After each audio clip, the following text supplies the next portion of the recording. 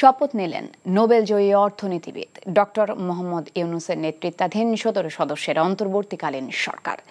বৃহস্পতিবার রাতে বঙ্গভবনের দরবার হলে তাদের শপথ পড়ান রাষ্ট্রপতি মোহাম্মদ শাহাবুদ্দিন। তবে ঢাকার বাইরে থাকায় ৩ উপদেষ্টা শপথ নিতে পারেননি। শপথ গ্রহণ অনুষ্ঠানে বিভিন্ন রাজনৈতিক দলের নেতৃবৃন্দ, কূটনীতিকগণ ও সুশীল সমাজের প্রতিনিধিরা উপস্থিত ছিলেন। শপথ গ্রহণ শেষে উপদেষ্টারা জানিয়েছেন, দুর্নীতিমুক্ত দেশ গঠনই তাদের প্রধান লক্ষ্য। শপথ অনুষ্ঠান শেষে ডক্টর ইউনূস আন্দোলনের সময় আহতদের দেখতে ঢাকা মেডিকেল কলেজ হাসপাতালে যান। রিপোর্টে জানাচ্ছেন নজরানা চৌধুরী। অন্তর্বর্তীকালীন সরকারের প্রধান ডক্টর মোহাম্মদ ইউনূসকে নিয়ে বঙ্গভবনের দরবার হলে প্রবেশ করেন রাষ্ট্রপতি মোহাম্মদ শাহাবুদ্দিন।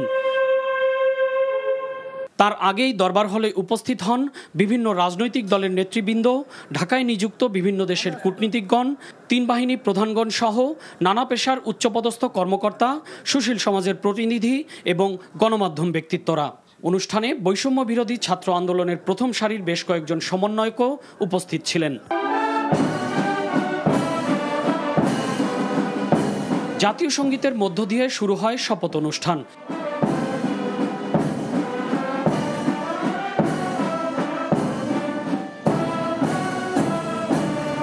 এরপর কোটা সংস্কার আন্দোলনে নিহতদের স্মরণে ১ মিনিট নীরবতা পালন করা হয়।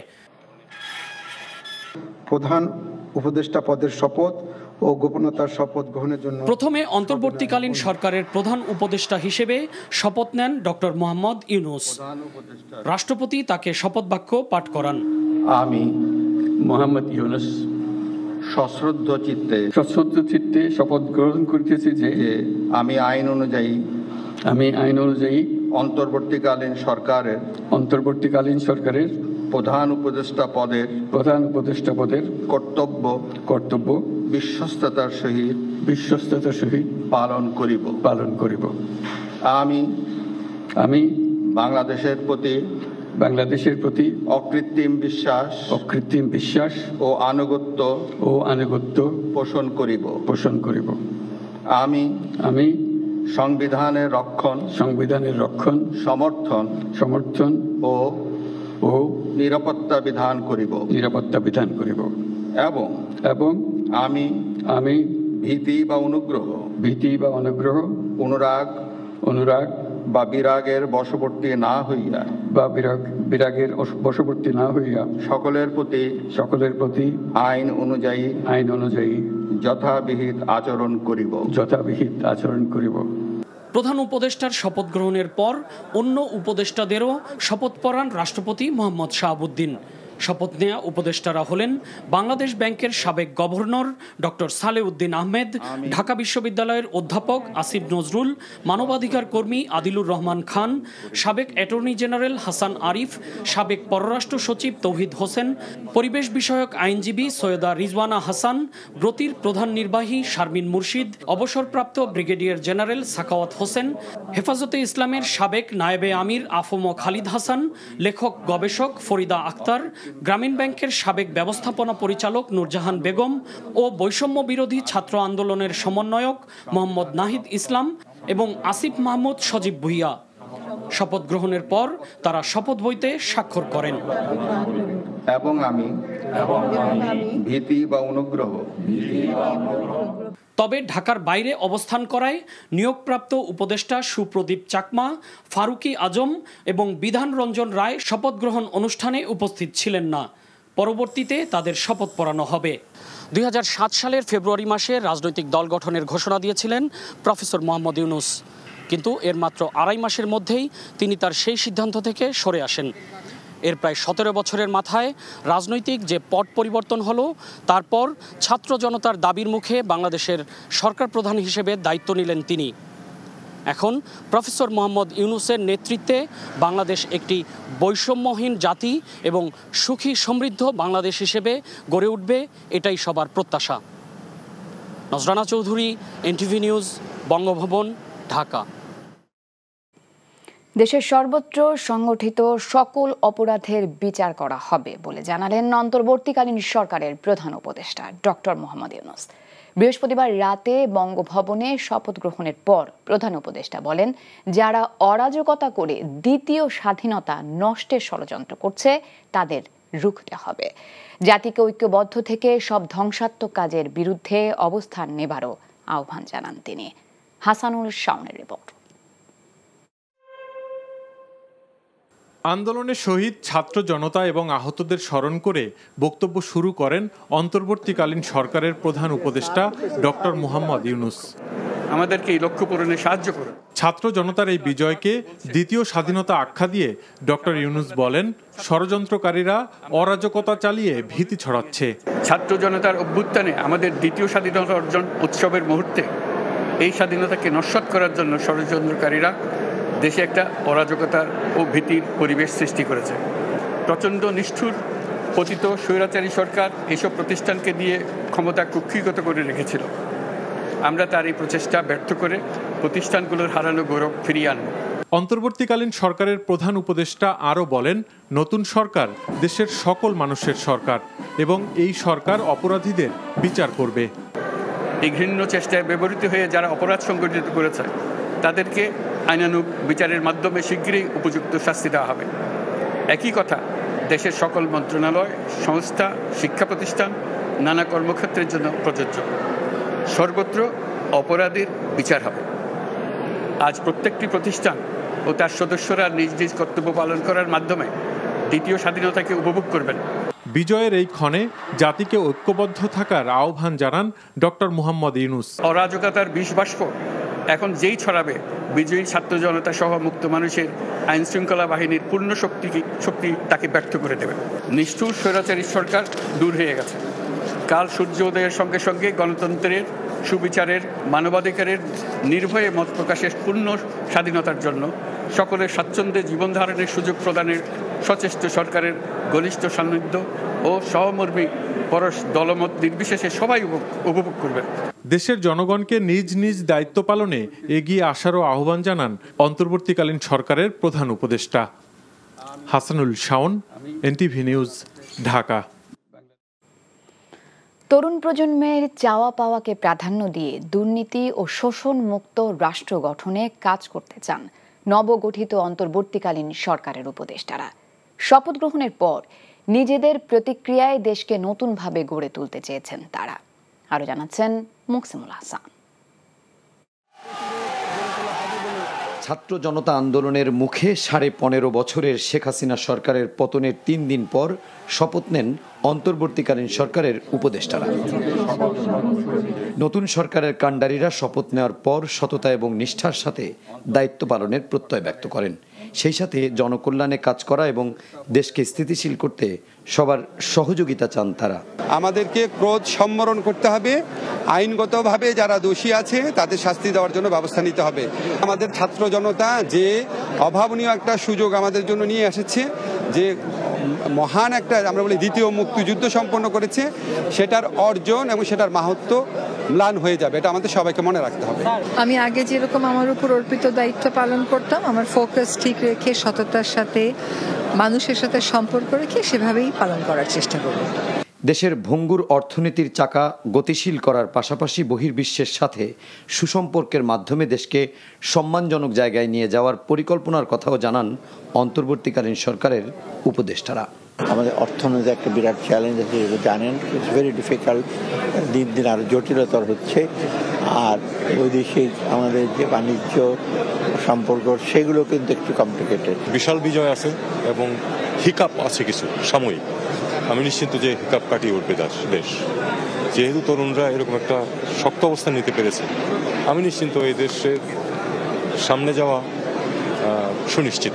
কৃষি বলেন, স্বাস্থ্য বলেন, সে দ্রব্যমূল্য কমাতে, মানুষের জীবন সহজ করতে আমাদের যা যা করার আমরা করব।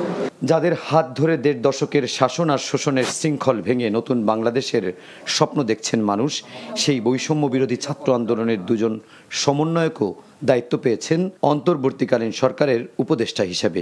স্বাভাবিকভাবেই ছাত্র সমাজের এই প্রতিনিধিদের কাছে জনগণের আকাশচুম্বী প্রত্যাশা পূরণের প্রত্যয় ব্যক্ত করেন তরুণ তুর্কিরা। আমরা এই চ্যালেঞ্জটা নিতে প্রস্তুত আছি এবং আমরা মনে করি আমাদের যেই চাঞ্চল্য রয়েছে, আমাদের যেই কর্মস্পৃহা রয়েছে, এই কর্মস্পৃহা, এই দেশপ্রেম দিয়ে আমরা ক্যাবিনেটেও আশা করি আমি এবং নাহিদ ইসলাম যারা ছাত্র আন্দোলনের পক্ষ থেকে আছি, আমরা আমাদের যোগ্যতার প্রমাণ করতে পারবো এবং প্রমাণ করতে পারবো যে শুধু পুরনো দিয়ে নয়, নতুনরাও দেশের হাল ধরতে পারে এবং সুন্দর একটি বাংলাদেশ উপহার দিতে যথাযথ ব্যবস্থা নিতে পারে। শোষণ আর বৈষম্যহীন বাংলাদেশ গড়ে তুলতে শুধুমাত্র ছাত্র সমাজের ভূমিকাই যথেষ্ট নয় উল্লেখ করে অন্তর্বর্তীকালীন সরকারের কর্ণধাররা বলেন, সমাজের বিভিন্ন শ্রেণী পেশার মানুষের সহযোগিতা প্রয়োজন। Muksimul Ahsan, NTV news, Dhaka. Doctor Mohammad ইউনূসের নেতৃত্বে গঠিত অন্তর্বর্তী সরকারকে স্বাগত জানিয়ে দ্রুত সময়ের মধ্যে নির্বাচন আয়োজন হবে বলে আশা প্রকাশ করেছেন বিভিন্ন রাজনৈতিক দলের নেতারা। একই সাথে সারা দেশের বিশৃঙ্খল অবস্থা নিয়ন্ত্রণে ব্যবস্থা নেবার দাবি করেছেন তারা। আর অর্থনৈতিক অচলাবস্থা নিরসনে কার্যকর পদক্ষেপের কথা বলেছেন ব্যবসায়ীরা।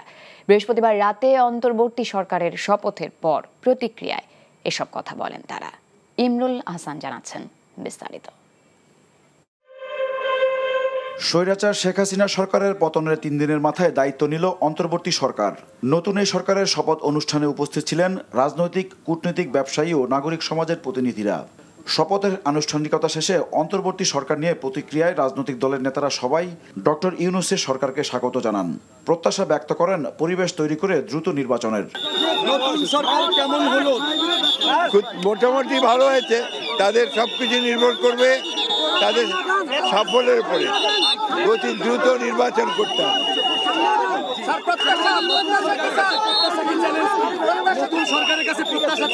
প্রত্যাশা হচ্ছে দেশে শান্তি শৃঙ্খলা প্রতিষ্ঠা করা, দেশের নির্বাচনকে অতি দ্রুত অনুষ্ঠান করা এবং নির্বাচিত সরকারকে ক্ষমতা হস্তান্তর করা। যে প্রত্যাশা এদেশের যুব সমাজের, যে প্রত্যাশা আপনার, যে প্রত্যাশা 18 কোটি মানুষের, আমার একই প্রত্যাশা, আমার ভিন্ন কোনো প্রত্যাশা নেই।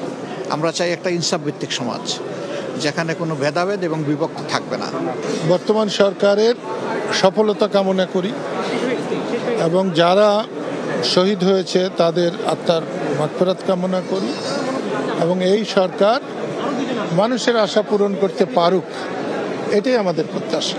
যেই দাবি নিয়ে শত শত শহীদ বুকের রক্ত ঢেলে দিয়েছে, সেই দাবি দ্রুত বাস্তবায়নের পদক্ষেপ তারা গ্রহণ করতে সক্ষম হবে এবং নতুন একটা অধ্যায় রচনা করতে সক্ষম হবে, এটা আমার আন্তরিক কামনা। সরকারের কাছে প্রত্যাশা একটি, সেটা হচ্ছে যে বাংলাদেশের জনগণের যে দাবি গণতন্ত্র, সেই গণতন্ত্র বাংলাদেশের জনগণের হাতে আবার তুলে দিতে হবে, যাতে একটি সুষ্ঠু নিরপেক্ষ নির্বাচনের মাধ্যমে সত্যিকার জনপ্রতিনিধি যারা, তারা যেন এই দেশ পরিচালনা করতে পারে। তবে কেউ কেউ ভোটের আগে প্রাতিষ্ঠানিক সংস্কারের উপর গুরুত্ব দেন। মনে রাখতে হবে এটা একটা রুটিন সরকার। সেই রুটিন কাজের অন্যতম হলো আমাদের কতগুলো সাংবিধানিক প্রতিষ্ঠান আছে সেটাকে পুনর্গঠনের প্রক্রিয়া শুরু করা, আর সবচেয়ে বড় কাজ হচ্ছে যাতে করে সকলের ভোটে দাঁড়ানো এবং ভোটাধিকার নিশ্চিত করা যায়। এর জন্য নির্বাচন ব্যবস্থার একটা আমূল সংস্কার করে নির্বাচনের দিকে আগাবে। তো নতুন বাংলাদেশ গড়া মানে একটা হিউজ টাস্ক। এইটার যাত্রাটা ওনারা শুরু করে দেবেন। সাকসেসফুলি করলে ওই মানে ভালো একটা শুরু, বাকিটা শেষ করে যদি সুবিধা হয়। Good start is almost the ending. তো সেই অর্থে আমি মনে করি যে তাদের কাছে অনেক কিছু প্রত্যাশা করবার আছে। 15-16 বছরের যে অপরাজনীতি যেই প্র্যাকটিস চলে আসছে, এটা তো আসলে কোনো সরকার 3 মাস 6 মাসে পরিবর্তন করতে পারবে না। বা তারপরে যদি একটা স্ট্রাকচার দাঁড় করানো যায় এবং সবাইকে সাথে নিয়ে যদি কাজ করে, তাহলে আমি শিওর একটা ট্র্যাকে যদি উঠে যায়, বাকিটা ইনশাল্লাহ সময়ের সাথে সাথে আমরা সবাই মিলে ঠিক করতে পারবো। স্বৈরাচারের পতনের পর সারা দেশে হামলা সহিংসতার নিন্দা জানিয়ে তা প্রতিরোধে নতুন সরকারকে কঠোর পদক্ষেপ নেওয়ার আহ্বান জানান তারা। অর্থনৈতিক বেহাল দশার জন্য সদ্য বিদায়ী স্বৈরাচার শেখ হাসিনা সরকারকে দায়ী করে অর্থনৈতিক গতিশীলতা ফিরিয়ে আনতে কার্যকর উদ্যোগ নেওয়ার দাবি জানান ব্যবসায়ীরা। ছাত্র জনতাকে যেভাবে নির্বিচার হত্যা করা হয়েছে, তাদের বিচারের ব্যবস্থা করতে হবে এবং এ ব্যাপারে বিশেষ আদালত গঠন করা দরকার। 2, অর্থনীতি যে ভেঙে পড়েছে, অর্থনীতিকে পুনরুদ্ধার করা দরকার। আর আইন শৃঙ্খলা ভেঙে পড়েছে, আইন শৃঙ্খলাকে পুনরুদ্ধার করবে এবং এই কয়েকটা কাজ এবং প্রধানমন্ত্রীর যে অসীম ক্ষমতা সেই ক্ষমতার বিকেন্দ্রীকরণ করা দরকার। এই কয়েকটা করলেই আমরা সন্তুষ্ট। এখন তো ব্যবসা করা খুবই মুশকিল, এটা তো চতুর্মুখী সমস্যার ভিতরে আছে ব্যবসায়ী সমাজ। তো সেটা আমি আশা করি ওনারা দ্রুত চেষ্টা করবেন। অবশ্যই আমরা আশা করি ওনারা যতদিন থাকেন ওনারা বাংলাদেশের অর্থনীতি, বাংলাদেশের সমাজ, বাংলাদেশের রাজনীতিকে সামনের দিকে এগিয়ে নিয়ে যাবেন। প্রবীণ তরুণদের নিয়ে গঠিত সরকারের সুষ্ঠুভাবে রাষ্ট্র পরিচালনায় কোনো সমস্যা হবে না বলে মনে করেন বিভিন্ন শ্রেণী পেশার প্রতিনিধিরা। Imrul Ahsan, NTV news, Dhaka.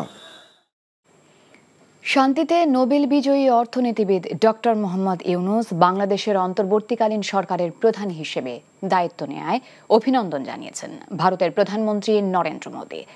যুক্তরাষ্ট্র এবং ইউরোপীয় ইউনিয়নও তাকে অভিনন্দন জানিয়েছেন। বিশ্ব নেতাদের মধ্যে মোদী সর্বপ্রথম ডক্টর ইউনূসকে শুভেচ্ছা জানালেন। এক বার্তায় ভারত বাংলাদেশের সঙ্গে কাজ চালিয়ে যেতে দৃঢ় প্রতিজ্ঞ বলে মন্তব্য করেন তিনি। দুদেশের মানুষের শান্তি, নিরাপত্তা এবং উন্নয়নে কাজ করে যাবার প্রতিশ্রুতিও পুনর্ব্যক্ত করেন ভারতীয় প্রধানমন্ত্রী। ডক্টর মোহাম্মদ ইউনূসের সফলতা কামনা করে বিএনপি মহাসচিব মির্জা ফখরুল ইসলাম আলমগীর বলেছেন, আইন শৃঙ্খলা পরিস্থিতি নিয়ন্ত্রণ করে দ্রুততম সময়ের মধ্যে জাতীয় নির্বাচনের ব্যবস্থা করতে হবে। বৃহস্পতিবার রাজধানীর অর্থোপেডিক হাসপাতাল ও পুনর্বাসন প্রতিষ্ঠানে বৈষম্য বিরোধী আন্দোলনে আহত হওয়া শিক্ষার্থী ও সাধারণ মানুষকে দেখতে গিয়ে একথা বলেন তিনি। আন্দোলনের সময় আইনশৃঙ্খলা বাহিনী ও সরকারি দলের সন্ত্রাসীদের হামলায় আহত শিক্ষার্থীদের খোঁজ খবর নেন মির্জা ফখরুল। এ সময় দলের স্থায়ী কমিটির সদস্য মির্জা আব্বাসও হাসপাতালে চিকিৎসা নেওয়া আহত শিক্ষার্থী ও সাধারণ মানুষের যথাযথ চিকিৎসা নিতে চিকিৎসকদের প্রতি আহ্বান জানান। মির্জা ফখরুল বলেন, যত দ্রুত ডক্টর ইউনূস গণতন্ত্র ফিরিয়ে আনতে পারবেন ততই তিনি সফলতা অর্জন করতে পারবেন।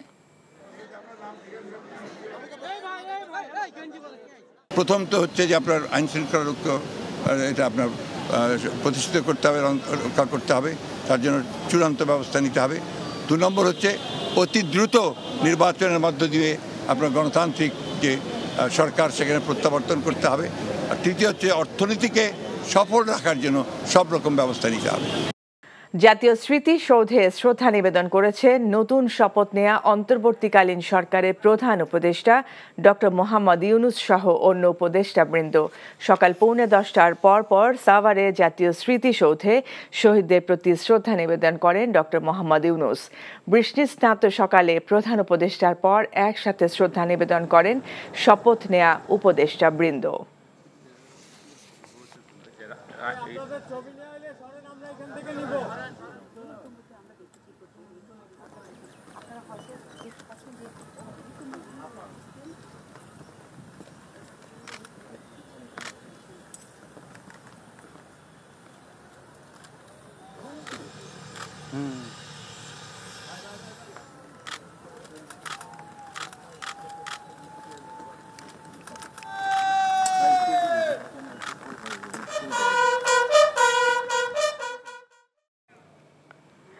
এর আগে বৃহস্পতিবার রাতে শপথ নিয়েছেন নোবেলজয়ী অর্থনীতিবিদ ডক্টর মোহাম্মদ ইউনূসের নেতৃত্বাধীন 17 সদস্যের অন্তর্বর্তীকালীন সরকার।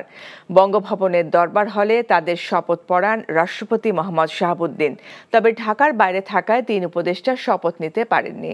শপথ গ্রহণ অনুষ্ঠানে বিভিন্ন রাজনৈতিক দলের নেতৃবৃন্দ, কূটনীতিকগণ ও সুশীল সমাজের প্রতিনিধিরা উপস্থিত ছিলেন। শপথ গ্রহণ শেষে উপদেষ্টারা জানিয়েছেন, দুর্নীতিমুক্ত দেশ গঠনই তাদের প্রধান লক্ষ্য। শপথ অনুষ্ঠান শেষে ডক্টর মোহাম্মদ ইউনূস আন্দোলনের সময় আহতদের দেখতে ঢাকা মেডিকেল কলেজ হাসপাতালে যান। রিপোর্ট করছেন নজরানা চৌধুরী। অন্তর্বর্তীকালীন সরকারের প্রধান ডক্টর মোহাম্মদ ইউনূসকে নিয়ে বঙ্গভবনের দরবার হলে প্রবেশ করেন রাষ্ট্রপতি মোহাম্মদ শাহাবুদ্দিন। তার আগেই দরবার হলে উপস্থিত হন বিভিন্ন রাজনৈতিক দলের নেতৃবৃন্দ, ঢাকায় নিযুক্ত বিভিন্ন দেশের কূটনীতিকগণ, 3 বাহিনী প্রধানগণ সহ নানা পেশার উচ্চপদস্থ কর্মকর্তা, সুশীল সমাজের প্রতিনিধি এবং গণমাধ্যম ব্যক্তিত্বরা। অনুষ্ঠানে বৈষম্য বিরোধী ছাত্র আন্দোলনের প্রথম সারির বেশ কয়েকজন সমন্বয়কও উপস্থিত ছিলেন। জাতীয় সঙ্গীতের মধ্য দিয়ে শুরু হয় শপথ অনুষ্ঠান।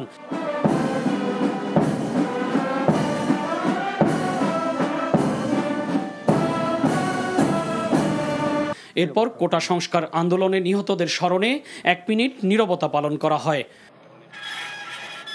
প্রধান উপদেষ্টা পদের শপথ ও গোপনতার শপথ গ্রহণের জন্য প্রথমে অন্তর্বর্তীকালীন সরকারের প্রধান উপদেষ্টা হিসেবে শপথ নেন ডক্টর মোহাম্মদ ইউনূস। রাষ্ট্রপতি তাকে শপথ বাক্য পাঠ করান। আমি মোহাম্মদ ইউনূস সশ্রদ্ধ চিত্তে শপথ গ্রহণ করিতেছি যে আমি আইন অনুযায়ী অন্তর্বর্তীকালীন সরকারের প্রধান উপদেষ্টা পদের কর্তব্য বিশ্বস্ততার সহিত পালন করিব। আমি বাংলাদেশের প্রতি অকৃত্রিম বিশ্বাস ও আনুগত্য পোষণ করিব। আমি সংবিধানের রক্ষণ সমর্থন ও নিরাপত্তা বিধান করিব এবং আমি ভীতি বা অনুরাগ বা বিরাগের বশবর্তী না হইয়া সকলের প্রতি আইন অনুযায়ী যথাবিহিত আচরণ করিব। প্রধান উপদেষ্টার শপথ গ্রহণের পর অন্য উপদেষ্টাদেরও শপথ পড়ান রাষ্ট্রপতি মোহাম্মদ শাহাবুদ্দিন। শপথ নেয়া উপদেষ্টারা হলেন বাংলাদেশ ব্যাংকের সাবেক গভর্নর ডক্টর সালেউদ্দিন আহমেদ, ঢাকা বিশ্ববিদ্যালয়ের অধ্যাপক আসিফ নজরুল, মানবাধিকার কর্মী আদিলুর রহমান খান, সাবেক অ্যাটর্নি জেনারেল হাসান আরিফ, সাবেক পররাষ্ট্র সচিব তৌহিদ হোসেন, পরিবেশ বিষয়ক আইনজীবী সৈয়দা রিজওয়ানা হাসান, ব্রতির প্রধান নির্বাহী শারমিন মুর্শিদ, অবসরপ্রাপ্ত ব্রিগেডিয়ার জেনারেল সাখাওয়াত হোসেন, হেফাজতে ইসলামের সাবেক নায়েবে আমির আফম খালিদ হাসান, লেখক গবেষক ফরিদা আক্তার, গ্রামীণ ব্যাংকের সাবেক ব্যবস্থাপনা পরিচালক নূরজাহান বেগম ও বৈষম্য বিরোধী ছাত্র আন্দোলনের সমন্বয়ক মোহাম্মদ নাহিদ ইসলাম এবং আসিফ মাহমুদ সজীব ভুইয়া। শপথ গ্রহণের পর তারা শপথ বইতে স্বাক্ষর করেন। এবং আমি ভীতি বা অনুগ্রহ তবে ঢাকার বাইরে অবস্থান করায় নিয়োগপ্রাপ্ত উপদেষ্টা সুপ্রদীপ চাকমা, ফারুকি আজম এবং বিধান রঞ্জন রায় শপথ গ্রহণ অনুষ্ঠানে উপস্থিত ছিলেন না। পরবর্তীতে তাদের শপথ পড়ানো হবে। এখন প্রফেসর মোহাম্মদ ইউনূসের নেতৃত্বে বাংলাদেশ একটি বৈষম্যহীন জাতি এবং সুখী সমৃদ্ধ বাংলাদেশ হিসেবে গড়ে উঠবে, এটাই সবার প্রত্যাশা। নজরানা চৌধুরী, এনটিভি নিউজ, বঙ্গভবন, ঢাকা। দেশের সর্বত্র সংগঠিত সকল অপরাধের বিচার করা হবে বলে জানালেন অন্তর্বর্তীকালীন সরকারের প্রধান উপদেষ্টা ডক্টর মোহাম্মদ ইউনূস। বৃহস্পতিবার রাতে বঙ্গভবনের শপথ গ্রহণের পর প্রধান উপদেষ্টা জাতির উদ্দেশ্যে ভাষণে বলেন, যারা অরাজকতা করে দ্বিতীয় স্বাধীনতা নষ্টের ষড়যন্ত্র করছে তাদের রুখতে হবে। জাতিকে ঐক্যবদ্ধ থেকে সব ধ্বংসাত্মক কাজের বিরুদ্ধে অবস্থান নেওয়ারও আহ্বান জানান তিনি। হাসানুল শাওনের রিপোর্ট। আন্দোলনে শহীদ ছাত্র জনতা এবং আহতদের স্মরণ করে বক্তব্য শুরু করেন অন্তর্বর্তীকালীন সরকারের প্রধান উপদেষ্টা ডক্টর মোহাম্মদ ইউনূস। আমাদেরকে এই লক্ষ্য পূরণে সাহায্য করুন। ছাত্র জনতার এই বিজয়কে দ্বিতীয় স্বাধীনতা আখ্যা দিয়ে ডক্টর ইউনূস বলেন, ষড়যন্ত্রকারীরা অরাজকতা চালিয়ে ভীতি ছড়াচ্ছে। ছাত্র জনতার অভ্যুত্থানে আমাদের দ্বিতীয় স্বাধীনতা অর্জন উৎসবের মুহূর্তে এই স্বাধীনতাকে নস্যাৎ করার জন্য ষড়যন্ত্রকারীরা দেশে একটা অরাজকতার ও ভীতির পরিবেশ সৃষ্টি করেছে। প্রচণ্ড নিষ্ঠুর পতিত স্বৈরাচারী সরকার এসব প্রতিষ্ঠানকে দিয়ে ক্ষমতা কুক্ষিগত করে রেখেছিল। আমরা তার এই প্রচেষ্টা ব্যর্থ করে প্রতিষ্ঠানগুলোর হারানো গৌরব ফিরিয়ে আনব। অন্তর্বর্তীকালীন সরকারের প্রধান উপদেষ্টা আরও বলেন, নতুন সরকার দেশের সকল মানুষের সরকার এবং এই সরকার অপরাধীদের বিচার করবে। এই ঘৃণ্য চেষ্টায় ব্যবহৃত হয়ে যারা অপরাধ সংগঠিত করেছে তাদেরকে আইনানুগ বিচারের মাধ্যমে শীঘ্রই উপযুক্ত শাস্তি দেওয়া হবে। একই কথা দেশের সকল মন্ত্রণালয়, সংস্থা, শিক্ষা প্রতিষ্ঠান, নানা কর্মক্ষেত্রের জন্য প্রযোজ্য। সর্বত্র অপরাধীর বিচার হবে। আজ প্রত্যেকটি প্রতিষ্ঠান ও তার সদস্যরা নিজ নিজ কর্তব্য পালন করার মাধ্যমে দ্বিতীয় স্বাধীনতাকে উপভোগ করবেন। বিজয়ের এই ক্ষণে জাতিকে ঐক্যবদ্ধ থাকার আহ্বান জানান ডক্টর মোহাম্মদ ইউনূস। অরাজকতার বিষ বাষ্প এখন যেই ছড়াবে বিজয়ী ছাত্র জনতা সহ মুক্ত মানুষের আইন শৃঙ্খলা বাহিনীর পূর্ণ শক্তি তাকে ব্যর্থ করে দেবে। নিষ্ঠুর স্বৈরাচারী সরকার দূর হয়ে গেছে। কাল সূর্য উদয়ের সঙ্গে সঙ্গে গণতন্ত্রের, সুবিচারের, মানবাধিকারের নির্ভয়ে মত প্রকাশের পূর্ণ স্বাধীনতার জন্য সকলের স্বাচ্ছন্দ্যে জীবন ধারণের সুযোগ প্রদানের সচেষ্ট সরকারের ঘনিষ্ঠ সান্নিধ্য ও সহমর্মী পরশ দলমত নির্বিশেষে সবাই উপভোগ করবেন। দেশের জনগণকে নিজ নিজ দায়িত্ব পালনে এগিয়ে আসারও আহ্বান জানান অন্তর্বর্তীকালীন সরকারের প্রধান উপদেষ্টা। Hasanul Shawon, NTV news, Dhaka. জাতীয় স্মৃতিসৌধে শ্রদ্ধা নিবেদন করেছেন নতুন শপথ নেয়া অন্তর্বর্তীকালীন সরকারের প্রধান উপদেষ্টা ডক্টর মোহাম্মদ ইউনূস সহ ১৩ উপদেষ্টা। পরে তারা শ্রদ্ধা নিবেদন করেন কেন্দ্রীয় শহীদ মিনারে। সকাল 10টার দিকে সাভারে অবস্থিত জাতীয় স্মৃতিসৌধে মহান মুক্তিযুদ্ধের বীর শহীদদের প্রতি শ্রদ্ধা নিবেদন করেন ডক্টর মোহাম্মদ ইউনূস। পরে অন্য উপদেষ্টাদের সাথে নিয়ে আবারও শ্রদ্ধা জানান তিনি। তাদের শ্রদ্ধা নিবেদনের আগ মুহূর্তেই বৃষ্টি শুরু হয়। বৃষ্টিতে ভিজেই মহান মুক্তিযুদ্ধের শহীদদের প্রতি শ্রদ্ধা জানান প্রধান উপদেষ্টা ডক্টর মোহাম্মদ ইউনূস। প্রধান উপদেষ্টা প্রথমে এককভাবে শ্রদ্ধা নিবেদন করেন, পরে ১৩ উপদেষ্টাকে সঙ্গে নিয়ে স্মৃতিসৌধে ফুলেল শ্রদ্ধা নিবেদন করা হয়। এ সময় 1 মিনিট নীরবে দাঁড়িয়ে থাকেন সবাই। এ সময় রাষ্ট্রীয় অভিবাদন জানায় সশস্ত্র বাহিনীর একটি দল। স্মৃতিসৌধে শ্রদ্ধা নিবেদন শেষে ঢাকা বিশ্ববিদ্যালয় ক্যাম্পাসে স্থাপিত কেন্দ্রীয় শহীদ মিনারে শ্রদ্ধা নিবেদন করেন প্রধান উপদেষ্টা ডক্টর মোহাম্মদ ইউনূস সহ ১৩ জন উপদেষ্টা। মহান ভাষা শহীদদের প্রতি প্রথমে ফুল দিয়ে শ্রদ্ধা নিবেদন করেন প্রধান উপদেষ্টা। পরে ১৩ জন উপদেষ্টাকে সঙ্গে নিয়ে ৫২ ভাষা শহীদদের প্রতি পুষ্পার্ঘ্য নিবেদন করা হয়।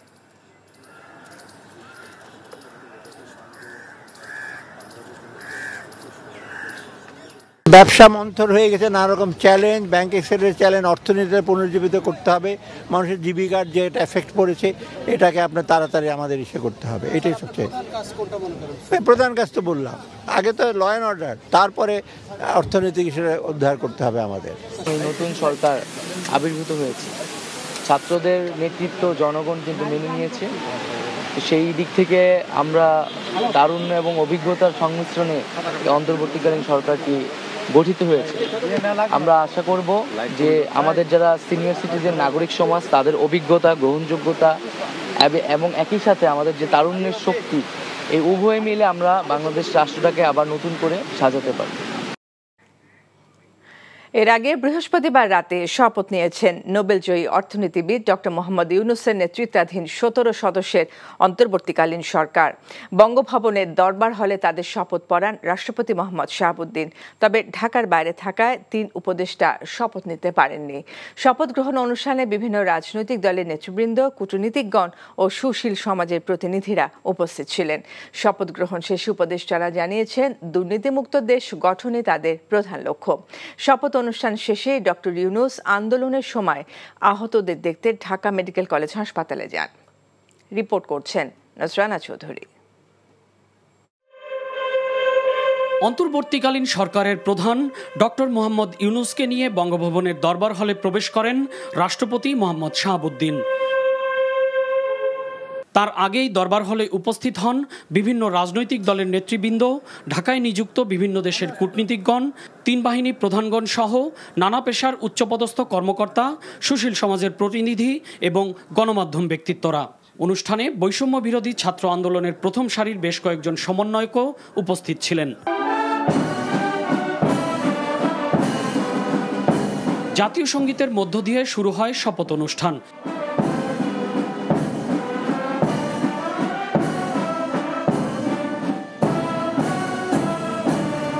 এরপর কোটা সংস্কার আন্দোলনে নিহতদের স্মরণে 1 মিনিট নীরবতা পালন করা হয়। প্রধান উপদেষ্টা পদের শপথ ও গোপনতার শপথ গ্রহণের জন্য প্রথমে অন্তর্বর্তীকালীন সরকারের প্রধান উপদেষ্টা হিসেবে শপথ নেন ডক্টর মোহাম্মদ ইউনূস। রাষ্ট্রপতি তাকে শপথ বাক্য পাঠ করান। আমি মোহাম্মদ ইউনূস সশ্রদ্ধ চিত্তে শপথ গ্রহণ করিতেছি যে আমি আইন অনুযায়ী অন্তর্বর্তীকালীন সরকারের প্রধান উপদেষ্টা পদের কর্তব্য বিশ্বস্ততার সহিত পালন করিব। আমি বাংলাদেশের প্রতি অকৃত্রিম বিশ্বাস ও আনুগত্য পোষণ করিব। আমি সংবিধানের রক্ষণ সমর্থন ও নিরাপত্তা বিধান করিব এবং আমি ভীতি বা অনুগ্রহ অনুরাগ বা বিরাগের বশবর্তী না হইয়া সকলের প্রতি আইন অনুযায়ী যথাবিহিত আচরণ করিব। প্রধান উপদেষ্টার শপথ গ্রহণের পর অন্য উপদেষ্টাদেরও শপথ পড়ান রাষ্ট্রপতি মোহাম্মদ শাহাবুদ্দিন। শপথ নেয়া উপদেষ্টারা হলেন বাংলাদেশ ব্যাংকের সাবেক গভর্নর ডক্টর সালেউদ্দিন আহমেদ, ঢাকা বিশ্ববিদ্যালয়ের অধ্যাপক আসিফ নজরুল, মানবাধিকার কর্মী আদিলুর রহমান খান, সাবেক অ্যাটর্নি জেনারেল হাসান আরিফ, সাবেক পররাষ্ট্র সচিব তৌহিদ হোসেন, পরিবেশ বিষয়ক আইনজীবী সৈয়দা রিজওয়ানা হাসান, ব্রতির প্রধান নির্বাহী শারমিন মুর্শিদ, অবসরপ্রাপ্ত ব্রিগেডিয়ার জেনারেল সাখাওয়াত হোসেন, হেফাজতে ইসলামের সাবেক নায়েবে আমির আফম খালিদ হাসান, লেখক গবেষক ফরিদা আক্তার, গ্রামীণ ব্যাংকের সাবেক ব্যবস্থাপনা পরিচালক নূরজাহান বেগম ও বৈষম্য বিরোধী ছাত্র আন্দোলনের সমন্বয়ক মোহাম্মদ নাহিদ ইসলাম এবং আসিফ মাহমুদ সজীব ভুইয়া। শপথ গ্রহণের পর তারা শপথ বইতে স্বাক্ষর করেন। এবং আমি ভীতি বা অনুগ্রহ তবে ঢাকার বাইরে অবস্থান করায় নিয়োগপ্রাপ্ত উপদেষ্টা সুপ্রদীপ চাকমা, ফারুকি আজম এবং বিধান রঞ্জন রায় শপথ গ্রহণ অনুষ্ঠানে উপস্থিত ছিলেন না। পরবর্তীতে তাদের শপথ পড়ানো হবে। এখন প্রফেসর মোহাম্মদ ইউনূসের নেতৃত্বে বাংলাদেশ একটি বৈষম্যহীন জাতি এবং সুখী সমৃদ্ধ বাংলাদেশ হিসেবে গড়ে উঠবে, এটাই সবার প্রত্যাশা। নজরানা চৌধুরী, এনটিভি নিউজ, বঙ্গভবন, ঢাকা। শুক্রবার সাপ্তাহিক বন্ধের দিনেও সচিবালয়ে কার্যক্রম চলছে। সচিবালয়ে আছেন আমাদের স্পেশাল করেসপন্ডেন্ট রোকন উদ্দিন। সরাসরি যাচ্ছি তার কাছে। রোকন, আজ তো নতুন উপদেষ্টারা সচিবালয়ে আসবেন, আর কি তথ্য আছে আপনার কাছে?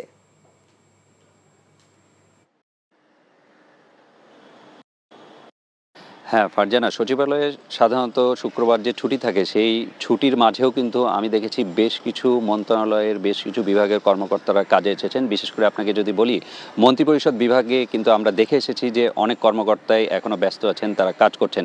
এছাড়া গুরুত্বপূর্ণ যে মন্ত্রণালয়গুলো আছে সেখানেও আমরা দেখেছি বেশ কিছু কর্মকর্তারা এসেছেন, তারা কাজ করছেন। অর্থাৎ ছুটির দিন হলেও যে বিষয়টি দেখা যায় যে ছুটির দিনে আসলে এখানে কেউ আসেন না বা বিশেষ কোনো কার্যক্রম ছাড়া এখানে খোলা থাকে না, সেটি আসলে না, আজকে খোলাও আছে। আপনি নিশ্চয়ই দেখতে পাচ্ছেন যে বেশ কিছু গাড়িও এখানে প্রবেশ করেছে। এগুলো সবই সচিবালয়ে থাকা বিভিন্ন কর্মকর্তাদের, তারা এসেছেন আসলে। আর আপনাকে যদি সচিবালয়ের প্রবেশ মুখ থেকে বলি, সচিবালয়ের প্রবেশ মুখে আসলে আজকেও সেনারা সেই প্রবেশ নিয়ন্ত্রণ করছেন, কে ঢুকতে পারবেন কে ঢুকতে পারবেন না। কিন্তু তাদের সাথে আজকে আমি দেখেছি কিছু আনসার সদস্য আছেন, তারাও আসলে সেখানে দায়িত্ব পালন করছেন, কিন্তু মূল দায়িত্বটা পালন করছেন সেনা সদস্যরাই। এবং সচিবালয়ে যে কটি গেট আছে তার মাঝে একটি গেটই খোলা রাখা হয়েছে এবং তারা সেখানে দায়িত্ব পালন করছেন। আর এই সচিবালয়ে মন্ত্রীদের বসার যে কক্ষগুলো ছিল, মন্ত্রী প্রতিমন্ত্রী মিলিয়ে 40-এর উপরে কক্ষ আছে, কিন্তু এখন গতকাল থেকেই সংস্কার করা শুরু হয়েছে যে মন্ত্রীদের বসার যে কক্ষগুলো সেটি গৃহায়ন ও গণপূর্ত মন্ত্রণালয়ের যারা এই দায়িত্বটি পালন করেন তাদের কয়েকজনের সাথে আমার কথা হয়েছে। তারা বলেছেন যে এখনও প্রধান উপদেষ্টারা কে কোথায় বসবেন সেটি আসলে এখনও তাদেরকে জানানো হয়নি, কিন্তু তাদেরকে বলা হয়েছে যে প্রস্তুত রাখতে। সে কারণে তারা যেটি করছেন যে মন্ত্রীদের যে কক্ষগুলো আছে সেটি প্রায় 30টির আশেপাশে, সেগুলো সবগুলোই তারা প্রস্তুত রেখেছেন। গতকাল থেকেই তাদের সেই প্রস্তুতি প্রায় সম্পন্ন হয়েছে। এখনও আমি কিছুক্ষণ আগে যেটি দেখেছি যে সেই রুমগুলো আসলে কিছু সংস্কার কার্যক্রম, কোথাও রং করা এবং আরও কিছু বিষয় যেগুলো আছে সেগুলো তারা শেষের পথে, অর্থাৎ তারা প্রস্তুত আছেন যে কোনো সময় যাতে তারা আসলেই সেখানে বসতে পারেন। আরেকটি বিষয় হলো যে উপদেষ্টারা শপথ গ্রহণ করলেও তাদের যে পোর্টফোলিও অর্থাৎ তারা কে কোন দপ্তর পাবেন সেটি কিন্তু এখনো বন্টন করা হয়নি। তো সে বিষয়ে আসলে মন্ত্রিপরিষদ বিভাগ কাজ করছে, কিন্তু আমরা জানতে পেরেছি যে মাননীয় প্রধান উপদেষ্টা যিনি ডক্টর মোহাম্মদ ইউনূস তিনিই আসলে এটি নির্ধারণ করবেন যে কে কোন দপ্তর পাবেন। সেটি নিয়ে এখনো একদম যে সবাই নিশ্চিত হয়ে গেছেন বা দেবার মতো অবস্থায় আছেন, প্রজ্ঞাপন দেবার মতো সেই অবস্থায় এখনো যায়নি, যেটি আমরা জানতে পেরেছি। তবে তাদের প্রস্তুতি আছে, যে কোনো সময় তারা যখনই জানতে পারবেন যে কে কোন মন্ত্রণালয় পাচ্ছে সেটি মন্ত্রিপরিষদ বিভাগের পক্ষ থেকে জানিয়ে দেওয়া হবে, এটি আমরা জানতে পেরেছি। এবং সেগুলো নিয়ে আসলে কাজ হচ্ছে। এবং সচিবালয়ে আমরা যেটি দেখতে পাচ্ছি যে আজকে ছুটির দিন হলেও বিভিন্ন মন্ত্রণালয়ের বিভিন্ন বিভাগের কর্মকর্তারা এসেছেন এবং তারা কাজ করে যাচ্ছেন। কিছু মিলিয়ে যদি বলি যে নতুন যে সরকার গঠন হলো, নতুন অন্তর্বর্তীকালীন সরকার, সেখানে যারা উপদেষ্টা আছেন তাদের সাথে সাথে আর যারা যারা তাদের সাথে কাজ করবেন সবার জন্য আসলে এক ধরনের প্রস্তুতির যে বিষয় আছে সেই বিষয়টি নিয়ে কাজ চলছে। এবং এখানে সবসময় যেটি আমরা দেখি যে নতুন সরকার আসলে সেটির সাথে সাথে আসলে সচিবালয় কেন্দ্রিক কিছু ব্যস্ততা থাকে, সচিবালয় কেন্দ্রিক কিছু পরিবর্তন হয়, সেগুলো সব কিছুই হচ্ছে। আজকে বিভাগে শুধু যে এই যারা দায়িত্ব নেবেন তাদের বিষয়টি নিয়ে কাজ হচ্ছে সেটি না, এছাড়া আরও কিছু বিষয় আছে, যেমন হয়তো কারো মন্ত্রণালয় বা বিভাগ বা দপ্তর পরিবর্তন বা এ ধরনের আর কি কিছু বিষয় থাকে, যারা বিভিন্ন এতদিন দায়িত্বে ছিলেন তাদেরকে আসলে বিভিন্ন জায়গায় দেওয়া হচ্ছে, সেই বিষয়েও কিছুক্ষণ পর পর সরকারি নির্বাহী আদেশ বা প্রজ্ঞাপন দেওয়া হচ্ছে, সেটিও এখানে প্রস্তুত করা হচ্ছে। আরেকটি বিষয় আপনাকে জানিয়ে রাখি, আমরা যেটি জানতে পেরেছি যে চুক্তিভিত্তিক নিয়োগ ছিল আসলে অনেক, সেই চুক্তিভিত্তিক নিয়োগগুলো হয়তো ধীরে ধীরে সেটি বাতিল করা হবে, এটি আমরা জানতে পেরেছি। এবং সেগুলো নিয়েও মন্ত্রিপরিষদ বিভাগে কাজ চলছে। ফারজানা। সচিবালয় থেকে যুক্ত ছিলেন রোকন উদ্দিন। তেজগাঁও ও শেরেবাংলানগর থানা সহ রাজধানীর 30টির মতো থানার কার্যক্রম স্বল্প পরিসরে শুরু হয়েছে। সকালে তেজগাঁও থানার কার্যক্রমের উদ্বোধন করা হয়। এ সময় তেজগাঁও জোনের ডিসি ও সংশ্লিষ্ট থানার ভারপ্রাপ্ত কর্মকর্তা উপস্থিত ছিলেন। এছাড়া থানাটিকে বিক্ষোভের হাত থেকে রক্ষা করার জন্য সেনাবাহিনীর সদস্যরাও সে সময় তাদের পাশে ছিলেন। তারা বলেন, দেশের সব থানায় পুলিশের কার্যক্রমে সেনাবাহিনীর সহযোগিতা করে যাবে। তেজগাঁওয়ের ডিসি জানান, ভীতিকর অবস্থা কাটিয়ে উঠতে পেরেছে, আস্তে আস্তে পুলিশ সদস্যরা থানায় আসতে শুরু করেছে। জনগণকে সব দুঃখ বেদনা ক্ষোভ ভুলে পুলিশকে সহযোগিতা করার আহ্বানও জানানো হয়।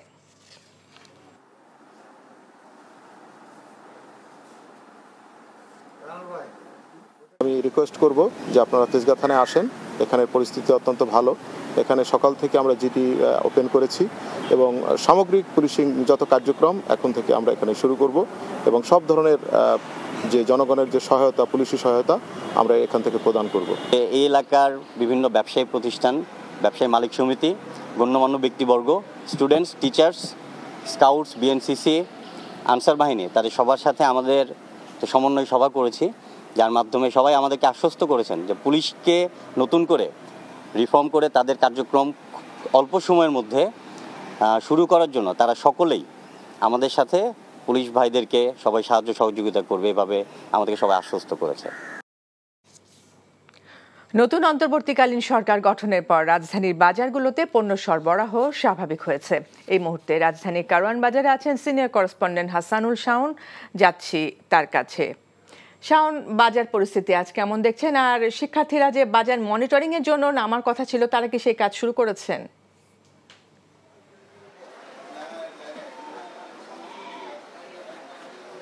ফারজানা, সকাল 10টার পরপরই আসলে শিক্ষার্থীদের একটি দল রাজধানীর কারওয়ান বাজারে আসেন। আমরা দেখছি তারা বিভিন্ন কলেজ, বিশ্ববিদ্যালয়ের শিক্ষার্থী এবং সদ্য শিক্ষাজীবন শেষ করেছেন এমন কয়েকজনকে আমরা পেয়েছি। তো এই দলটি মূলত কারওয়ান বাজারের বিভিন্ন দোকান পরিদর্শন করেন, খুচরা বিক্রেতাদের সাথে কথা বলেন। তো আমরা তাদের সাথে কথা বলে যেটি জানতে পেরেছি যে অনেক ব্যবসায়ী তাদেরকে বিভিন্ন তথ্য দিচ্ছেন আবার অনেকে সহযোগিতা করতে চাচ্ছেন না, এমন একটা মিশ্র প্রতিক্রিয়ার মধ্যে আসলে প্রথম দিনের মতো তারা বাজার পরিদর্শন করছেন। তো তারা যেটি বলছেন যে তাদের এই বাজার মনিটরিং বা পর্যবেক্ষণ যেটি বলা হোক, এটির মূল উদ্দেশ্য হচ্ছে আসলে বাজারের নিত্যপণ্যের দাম যে দীর্ঘদিন ধরেই একটি উচ্চ অবস্থানে আছে, মানে সেটির কারণগুলো তারা আসলে চিহ্নিত করার চেষ্টা করছেন। বিশেষ করে যে সিন্ডিকেটের কথা বলা হয় বা শোনা যায় সবসময়, সেই সিন্ডিকেট আসলে কিভাবে বাজার নিয়ন্ত্রণ করেন এবং চাঁদাবাজি সহ বিভিন্ন কারণে যে দ্রব্যমূল্য বেড়ে যাচ্ছে বাজারগুলোতে, সেই কারণগুলো তারা আসলে চিহ্নিত করার চেষ্টা করছেন। এবং তারা খুব বলিষ্ঠভাবে বলছেন যে প্রাথমিকভাবে আসলে তারা এই পর্যবেক্ষণ শুরু করেছেন। সেক্ষেত্রে তারা একটি বিষয় পরিষ্কার করেছেন যে কারো বিরুদ্ধে তো আসলে আইনি কোনো পদক্ষেপ নেওয়ার রাইটস তাদের নেই, বাট তারা এটি চেষ্টা করবেন যে বাজারের সমস্যাগুলো চিহ্নিত করে সেটির যাতে সমাধান হয় সেই উদ্যোগ নেবেন। তো সেই প্রাথমিক যাত্রাটি তারা শুরু করলেন। সেক্ষেত্রে সবার আগে চাঁদাবাজি, সিন্ডিকেট এবং আমরা অনেক দোকানে দেখেছি যে বিক্রেতাদের সাথে তাদের বাকবিতণ্ডাও হচ্ছে। সেক্ষেত্রে বিক্রেতারা তাদেরকে পাকা রসিদ দেখাতে পারছেন না। তো তারা যেটি বলছেন যে এই বিষয়গুলো আসলে নিশ্চিত করতে হবে, সিন্ডিকেট মুক্ত বাজার করতে হবে, তাহলে সাধারণ মানুষের মধ্যে আসলে স্বস্তি ফিরে আসবে। তো সেই উদ্দেশ্য নিয়ে আসলে তারা আজকে প্রথম দিনের মতো আমরা এই রাজধানীর কারণ বাজারে তাদের দেখেছি। আর নিত্যপণ্যের যদি বলি, আমরা দেখছি যে বাজারে নতুন করে কিন্তু আরেক দফা চালের দাম বাড়তির দিকে। পণ্য পরিবহন এবং বাজারে সব ধরনের পণ্যের সরবরাহ পর্যাপ্ত আছে এবং খুবই স্বাভাবিক এখন, কিন্তু চালের দাম আমরা যেটি দেখছি যে মিনিকেটের দাম বা আটাশ, সবগুলো চালের দামই কেজিতে 2 টাকার মতো আমরা নতুন করে বাড়তে দেখছি। মিনিকেট আজকে 72 টাকায় বিক্রি হচ্ছে কারণ বাজারে, আর আটাশ চাল যেটি এতদিন 54 টাকা ছিল সেটি আজকে 56-57 টাকাও কোনো কোনো দোকানে বিক্রি হতে দেখছি। আর একদমই কম আয়ের মানুষ যে স্বর্ণা চালটি খান, সেই স্বর্ণা চালের দামও আমরা দেখছি যে কেজিতে 2 টাকার মতো বেড়ে 52-53 টাকায় বিক্রি হচ্ছে, যেটি সবসময় 50 টাকার কমে আমরা দেখতাম বাজারে। আর এর বাইরে পেঁয়াজের দাম সেটিও অনেক দিন ধরেই ঊর্ধ্বমুখী এবং আজকেও আমরা দেখছি যে দেশি পেঁয়াজের দাম 110 টাকা কেজি দরে বিক্রি হচ্ছে। তো সবজির দামও কিছুটা বাড়তি।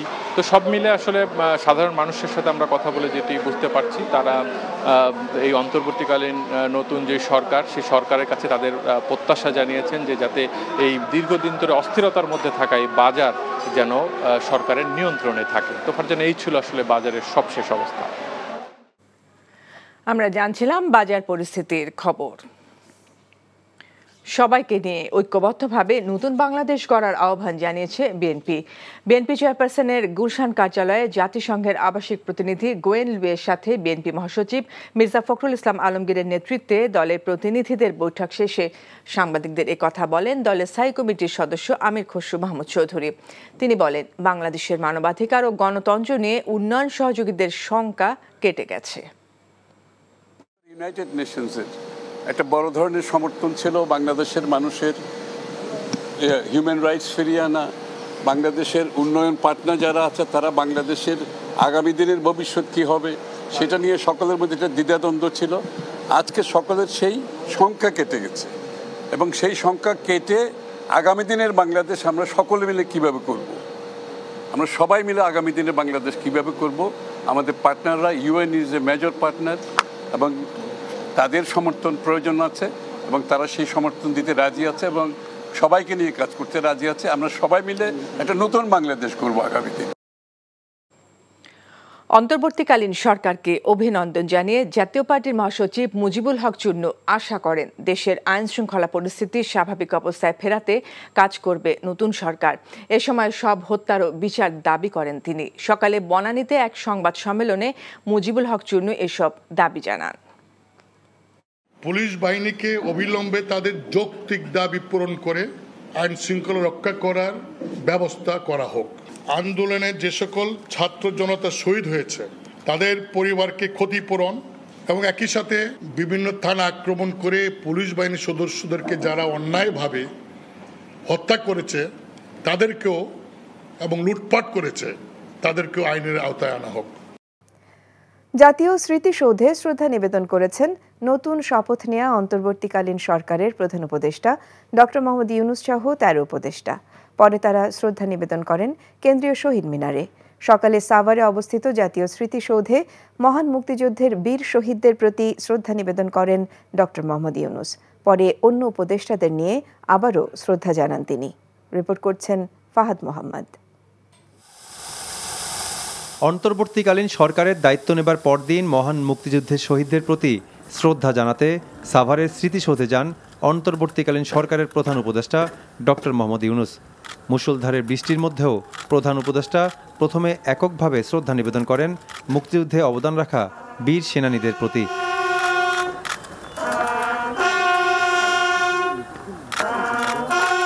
শ্রদ্ধা নিবেদনের পর কিছুক্ষণ দাঁড়িয়ে নীরবতা পালন করেন ডক্টর ইউনূস।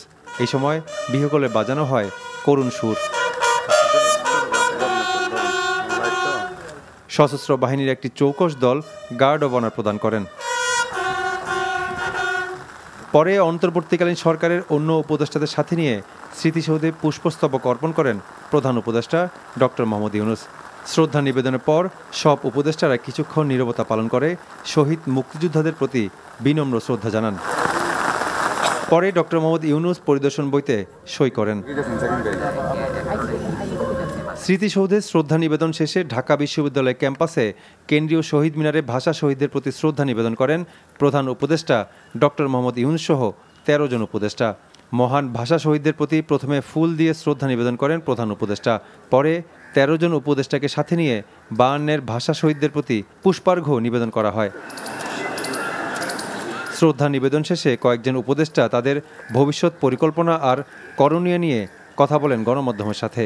ব্যবসা মন্থর হয়ে গেছে, নানা রকম চ্যালেঞ্জ, ব্যাংক এক্সেলের চ্যালেঞ্জ, অর্থনীতিতে পুনর্জীবিত করতে হবে, মানুষের জীবিকার যে এটা এফেক্ট পড়েছে এটাকে আপনার তাড়াতাড়ি আমাদের করতে হবে। এটাই সবচেয়ে প্রধান কাজ। তো বললাম আগে তো ল অ্যান্ড অর্ডার, তারপরে অর্থনৈতিক হিসেবে উদ্ধার করতে হবে আমাদের।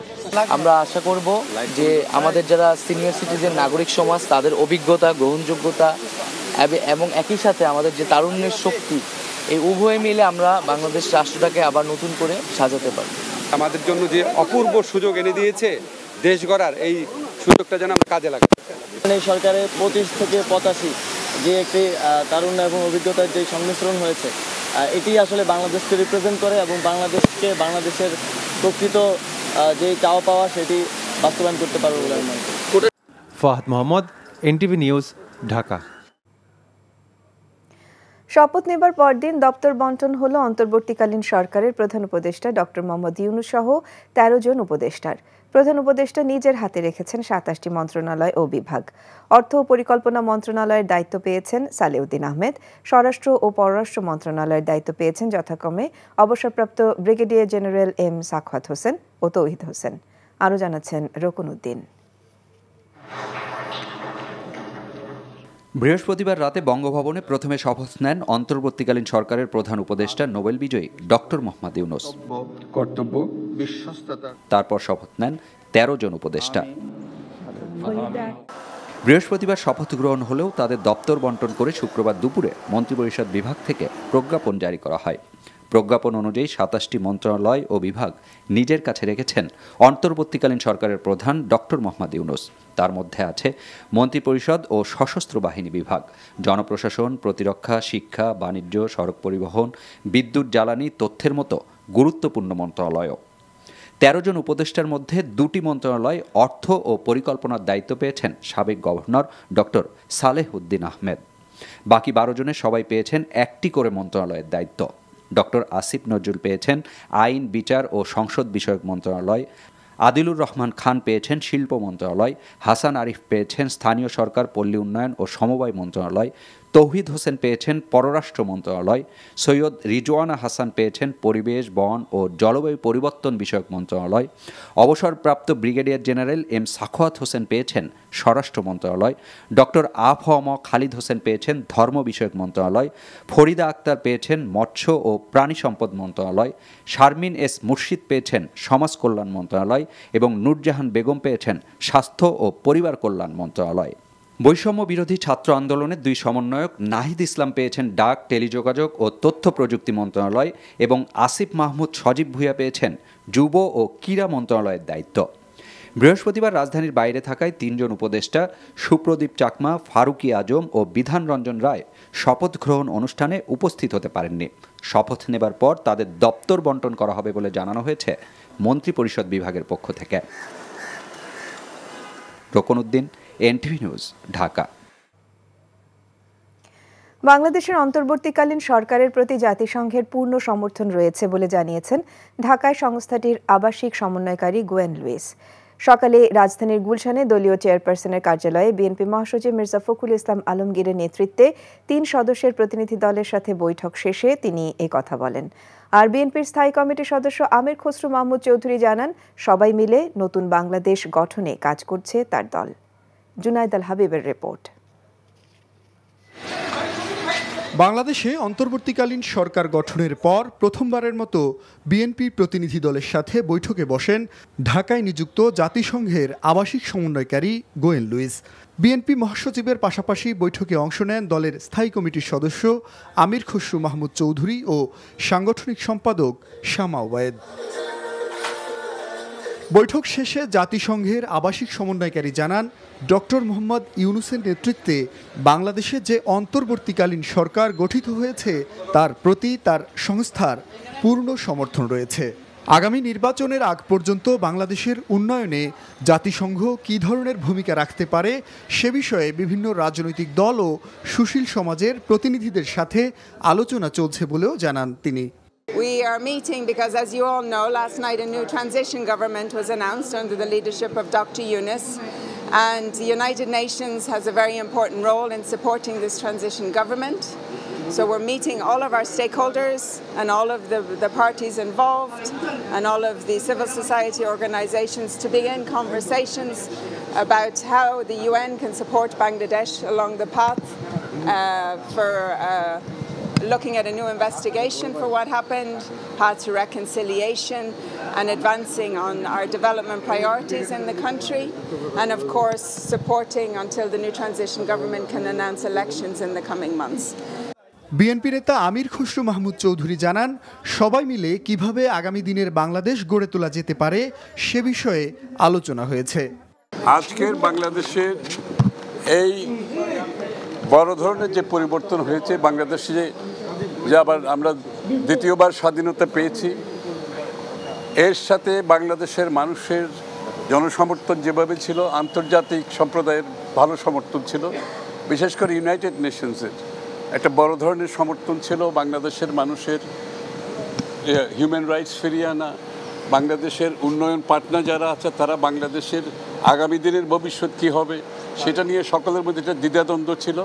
আজকে সকলের সেই সংখ্যা কেটে গেছে। জাতিসংঘ সহ উন্নয়ন সহযোগীদের নিয়ে একটি নতুন বাংলাদেশ গড়ার প্রত্যয় ব্যক্ত করেন বিএনপি নেতারা। জুনায়েদ আল হাবিব, এনটিভি নিউজ, ঢাকা। রাজধানীর বেশিরভাগ থানাসহ দেশের বিভিন্ন থানায় পুলিশের কার্যক্রম স্বাভাবিক হয়ে আসছে। সেনাবাহিনীর সমন্বয়ে স্থানীয় গণ্যমান্য ব্যক্তি, শিক্ষার্থী সহ বিভিন্ন খাতের প্রতিনিধিদের সাথে মতবিনিময় করে থানাগুলো চালু করা হয়। যেসব থানার অবকাঠামো নষ্ট হয়েছে, বিকল্প উপায়ে তা চালুর প্রক্রিয়াও শুরু হয়েছে। পুলিশ বাহিনীর কাজের পরিবেশ নিশ্চিতে জনগণের সহযোগিতা চেয়েছেন ঊর্ধ্বতন কর্মকর্তারা। থানার কার্যক্রম শুরু হওয়ায় স্বস্তি ফিরেছে জনমনে। আপেল শাহরিয়ারের রিপোর্ট। জনগণকে সেবা দিতে আবারও চিরচেনা রূপে ফিরছে পুলিশ বাহিনী। রাজধানী তেজগাঁও থানায় গিয়ে দেখা যায় সেনাবাহিনীর সহায়তায় কার্যক্রম শুরু হয়েছে। কয়েকদিন থানা সুরক্ষার দায়িত্বে ছিল তারা। পরিস্থিতি স্বাভাবিক করতে স্থানীয়দের সাথে আলোচনা করে সেনাবাহিনী। আইনশৃঙ্খলা পরিস্থিতি স্বাভাবিক রাখতে পুলিশকে সহযোগিতার কথা জানায় স্থানীয়রা। থানার কার্যক্রম ফিরে আসায় স্বস্তি ফিরেছে জনমনে। ব্যবসায়ী মালিক সমিতি, গণ্যমান্য ব্যক্তিবর্গ, students, teachers, scouts, BNCC, answer বাহিনী, তাদের সবার সাথে আমাদের সমন্বয় সভা করেছি, যার মাধ্যমে সবাই আমাদেরকে আশ্বস্ত করেছেন যে পুলিশকে নতুন করে রিফর্ম করে তাদের কার্যক্রম অল্প সময়ের মধ্যে শুরু করার জন্য তারা সকলেই আমাদের সাথে পুলিশ ভাইদেরকে সবাই সাহায্য সহযোগিতা করবে, এভাবে আমাদেরকে সবাই আশ্বস্ত করেছে। দায়িত্ব পালনে ব্যর্থতা স্বীকার করে আবারও জনগণের সেবায় নিয়োজিত হবার সুযোগ চায় পুলিশ। পুলিশকে আবার নতুন ফরমেশনে আনার জন্য কাজ করার আপনারা পরিবেশ তৈরি করে আপনাদেরকে দিতে হবে। অতএব আপনাদেরকে সবাই সুনাগরিক যারা আছেন সবাইকে আমি রিকোয়েস্ট করছি, আপনারা প্রত্যেকটা থানাকে পুলিশের জন্য কাজের উপযোগী করে দিবেন। সামগ্রিক পুলিশিং যত কার্যক্রম এখন থেকে আমরা এখানে শুরু করব এবং সব ধরনের যে জনগণের যে সহায়তা, পুলিশি সহায়তা আমরা এখান থেকে প্রদান করব। রাজধানী ছাড়াও দেশের বিভিন্ন থানাগুলো চালু হয়েছে। নাটোরে থানা পুলিশের কার্যক্রম শুরু হয়েছে। থানাগুলোতে সাদা পোশাকে অস্ত্র নিয়ে দায়িত্ব পালন করতে দেখা গেছে পুলিশ সদস্যদের। এছাড়াও নিরাপত্তার দায়িত্ব পালন করছে আনসার সদস্যরাও। চট্টগ্রাম, সিলেট, রাজশাহী, রংপুর, দিনাজপুরের বেশিরভাগ থানার কার্যক্রম স্বাভাবিক হয়েছে। পুলিশ সদস্যদের সহায়তা করছেন সেনাবাহিনীর সদস্যরা। Apel Shahriar, NTV news, Dhaka. বাংলাদেশে নতুন অন্তর্বর্তীকালীন সরকারের প্রধান ডক্টর মোহাম্মদ ইউনূসকে স্বাগত জানিয়েছে যুক্তরাষ্ট্র, ইউরোপীয় ইউনিয়ন, সৌদি আরব, পাকিস্তান ও ভারত। মার্কিন পররাষ্ট্র দপ্তরের মুখপাত্র ম্যাথিউ মিলার এই অভিনন্দন বার্তা দিয়েছেন। বলেছেন, অন্তর্বর্তীকালীন সরকার এবং ডক্টর ইউনূস বাংলাদেশের জনগণের জন্য গণতান্ত্রিক ভবিষ্যৎ তৈরি করতে চায়। তাই অন্তর্বর্তীকালীন সরকার ও ডক্টর ইউনূসের সাথে তারা কাজ করতে প্রস্তুত। এছাড়া যুক্তরাষ্ট্রের সর্বোচ্চ পদমর্যাদার কূটনীতিক হেলেন লাফাভে শপথে যোগ দিয়েছিলেন বলেও জানান মিলার। এদিকে ইউরোপীয় ইউনিয়নের পররাষ্ট্র নীতি বিষয়ক প্রধান জোসেফ বোরেল বলেছেন, ইইউ বাংলাদেশের নতুন সরকারের সাথে কাজ করতে প্রস্তুত। অন্যদিকে ডক্টর মোহাম্মদ ইউনূসকে ভারতের প্রধানমন্ত্রী নরেন্দ্র মোদিও শুভকামনা জানিয়েছেন। লিখেছেন, বাংলাদেশে খুব দ্রুত স্বাভাবিক পরিস্থিতি ফিরবে বলে আশা করেন তিনি। এছাড়া পাকিস্তানের প্রধানমন্ত্রী শাহবাজ শরীফও অভিনন্দন জানিয়েছেন এবং বাংলাদেশ ও পাকিস্তানের সহযোগিতামূলক সম্পর্ক আরও এগিয়ে নেয়ার প্রত্যাশা জানিয়েছেন।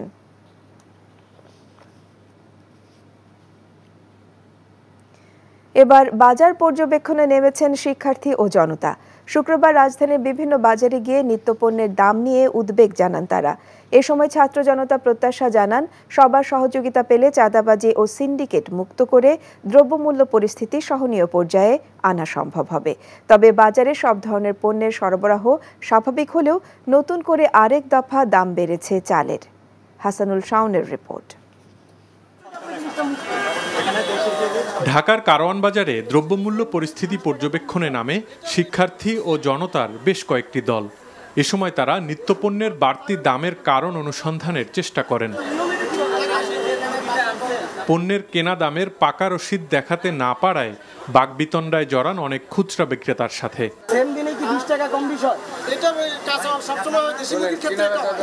এ সময় শিক্ষার্থীরা বলেন, পণ্য পরিবহনে চাঁদাবাজি বন্ধের পাশাপাশি বাজারকে সিন্ডিকেট মুক্ত করাটা এখন অগ্রাধিকার তাদের। খুচরার দোকানে খুচরা যে বিক্রিগুলো করতেছে সেগুলো হচ্ছে অনেক বেশি একটা ডিস্টেন্স কাজ করতেছে, এগুলো হচ্ছে আমরা মেইনটেইন করে ফেলবো। দোকানদারগুলো যেন হচ্ছে অতিরিক্ত দাম না নিতে পারে, এজন্য আমাদের আর কি ক্ষুদ্র চেষ্টা। মুরগিওয়ালাদের কাছেও নাকি চালান নাই, তাদের ব্যবসার কোনো ইয়া নাই, তারা কত করে বিক্রি করতেছে, কেউ 600 লেখে তো কেউ 170, কেউ 180। আর যে জায়গায় দামের কোনো হেরফের আছে বা যারা এটা নিয়ে এখনো সিন্ডিকেট করতেছে তাদের দোকানও বন্ধ করার আমরা চেষ্টায় আছি। ছাত্র জনতার এই বাজার পর্যবেক্ষণকে স্বাগত জানিয়ে সাধারণ ভোক্তারা বলেন, সর্বপ্রথমেই দ্রব্যমূল্য পরিস্থিতি নিয়ন্ত্রণ করতে কার্যকর পদক্ষেপ নিতে হবে অন্তর্বর্তীকালীন সরকারকে। যেহেতু এখন কোনো সিন্ডিকেট নাই, আর সিন্ডিকেট থাকলেও জনতার যে রোষানল বোঝা গেছে, তো সেখানে যদি তারা যদি এই সিন্ডিকেট বিরোধী বা সিন্ডিকেটটা ভাঙতে পারে তাহলে দ্রব্যমূল্য অবশ্যই সহনীয় অবস্থা থাকবে। দলীয় লোকরাই তো সিন্ডিকেট করে, যেহেতু এটা নির্দলীয় সরকার, সেই হিসাবে সিন্ডিকেট ভাঙতে পারবে বলে আমরা আশা করি। অন্যদিকে বাজারে আরেক দফা বেড়েছে প্রায় সব ধরনের চালের দাম। ভালো মানের মিনিকেটের কেজি এখন 72 টাকা। এছাড়া সপ্তাহের ব্যবধানে কেজিতে 2 থেকে 3 টাকা দাম বেড়ে 28-এর কেজি বিক্রি হচ্ছে 56 টাকায়, আর স্বর্ণার কেজি এখন 54 টাকা। মোটা চালের দামে একটু বাড়ছে, আপনি বেশি ঘন্টাগুলো প্রত্যেক মোটা চালের দামে কেজি প্রতি 3 থেকে 4 টাকা বাড়ছে। ক্যারিং চার্জ বেশি, আর কিছু কিছু মিলাররা আছে এরা বস্তা প্রতি 50 টাকা বাড়াই দিছে, 100 টাকা বাড়াই দিছে, এই জন্য চালের দামটা বেশি। তবে কমতির দিকে সব ধরনের মুরগির দাম। ব্রয়লারের কেজি এখন 170 টাকা, আর সোনালির কেজি বিক্রি হচ্ছে 270 টাকায়। পাইকারি মুরগি এখন মোটামুটি সব জায়গা থেকে আসতেছে, মুরগি অ্যাভেলেবেল মুরগি আছে, দামও একটু অনেক কমছে মোটামুটি। এছাড়া বাজারে সব ধরনের সবজির দামও কমতির দিকে। Hasanul Shawon, NTV news, Dhaka. অন্তর্বর্তীকালীন সরকারকে অভিনন্দন জানিয়ে জাতীয় পার্টির মহাসচিব মুজিবুল হক চূন্য আশা করেন, দেশের আইনশৃঙ্খলা পরিস্থিতি স্বাভাবিক অবস্থায় ফেরাতে কাজ করবে নতুন সরকার। এ সময় সব হত্যারও বিচার দাবি করেন তিনি। সকালে বনানীতে এক সংবাদ সম্মেলনে মুজিবুল হক চূন্য এসব দাবি জানান।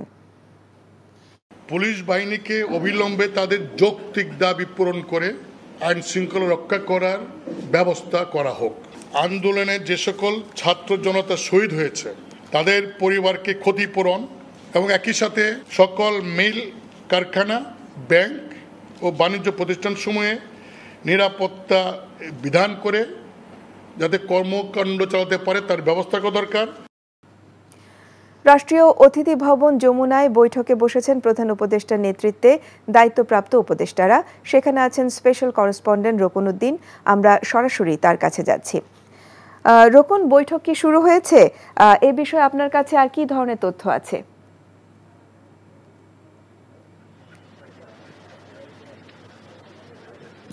হ্যাঁ, আসলে এখানে আজকে যে তাদের কর্মসূচি ছিল, জাতীয় স্মৃতিসৌধ এবং শহীদ মিনারে তারা যে শ্রদ্ধা নিবেদন করেছেন প্রধান উপদেষ্টার নেতৃত্বে 13 জন উপদেষ্টা, সেই শ্রদ্ধা নিবেদন শেষেই আসলে তারা চলে আসেন এই রাষ্ট্রীয় অতিথি ভবন যমুনায়। এটি আসলে এখন প্রধান উপদেষ্টা যিনি আছেন ডক্টর মোহাম্মদ ইউনূস, তার বাসভবন হিসেবে ব্যবহৃত হচ্ছে।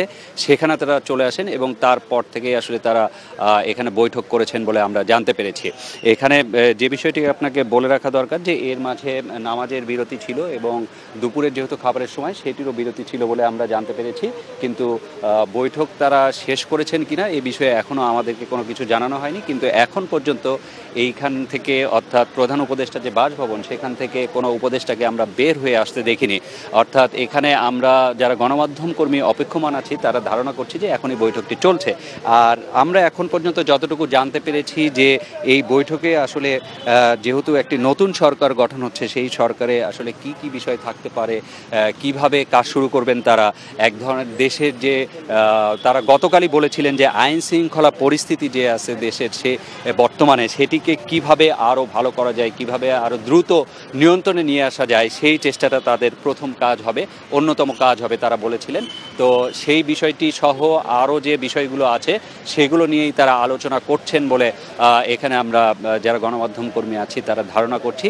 এছাড়াও কবে থেকে তারা সচিবালয়ে অর্থাৎ কার্যালয়ে যাবেন, অফিস শুরু করবেন, কিভাবে কি করবেন, এই ধরনের, অর্থাৎ নতুন সরকার যেভাবে যাত্রা শুরু করে সেই যাত্রায় আসলে কি কি ধরনের পদক্ষেপ শুরুতে নেওয়া হতে পারে এবং একই সাথে কার কার্যক্রম, কার ভূমিকা কি হবে, সেই সব বিষয় নিয়ে আলোচনা চলছে বলেই আমরা জানতে পেরেছি। আরেকটি বিষয় আপনাকে জানিয়ে রাখি, এখন পর্যন্ত কিন্তু 3 জন উপদেষ্টা আসলে শপথ নিতে পারেন নাই। তারা গতকাল যখন শপথ অনুষ্ঠান হয় তখন রাজধানীর বাইরে ছিলেন। তারাও কবে শপথ নেবেন তারা দেশে ফেরার পর, সেটিও একটি বিষয়। তো এই ছিল মোটামুটি এখানকার অবস্থা। এবার বাজার পর্যবেক্ষণে নেমেছেন শিক্ষার্থী এবং জনতা। শুক্রবার রাজধানীর বিভিন্ন বাজারে গিয়ে নিত্যপণ্যের দাম নিয়ে উদ্বেগ জানান তারা। এসময় ছাত্র জনতার প্রত্যাশা জানান সবার সহযোগিতা পেলে চাঁদাবাজি এবং সিন্ডিকেট মুক্ত করে দ্রব্যমূল্য পরিস্থিতি সহনীয় পর্যায়ে আনা সম্ভব হবে। তবে বাজারে সব ধরনের পণ্যের সরবরাহ স্বাভাবিক হলেও নতুন করে আরেক দফা দাম বেড়েছে চালের। হাসানুল শাওনের রিপোর্ট। ঢাকার কারওয়ান বাজারে দ্রব্যমূল্য পরিস্থিতি পর্যবেক্ষণে নামে শিক্ষার্থী ও জনতার বেশ কয়েকটি দল। এ সময় তারা নিত্যপণ্যের বাড়তি দামের কারণ অনুসন্ধানের চেষ্টা করেন। পণ্যের কেনা দামের পাকা রসিদ দেখাতে না পারায় বাকবিতণ্ডায় জড়ান অনেক খুচরা বিক্রেতার সাথে।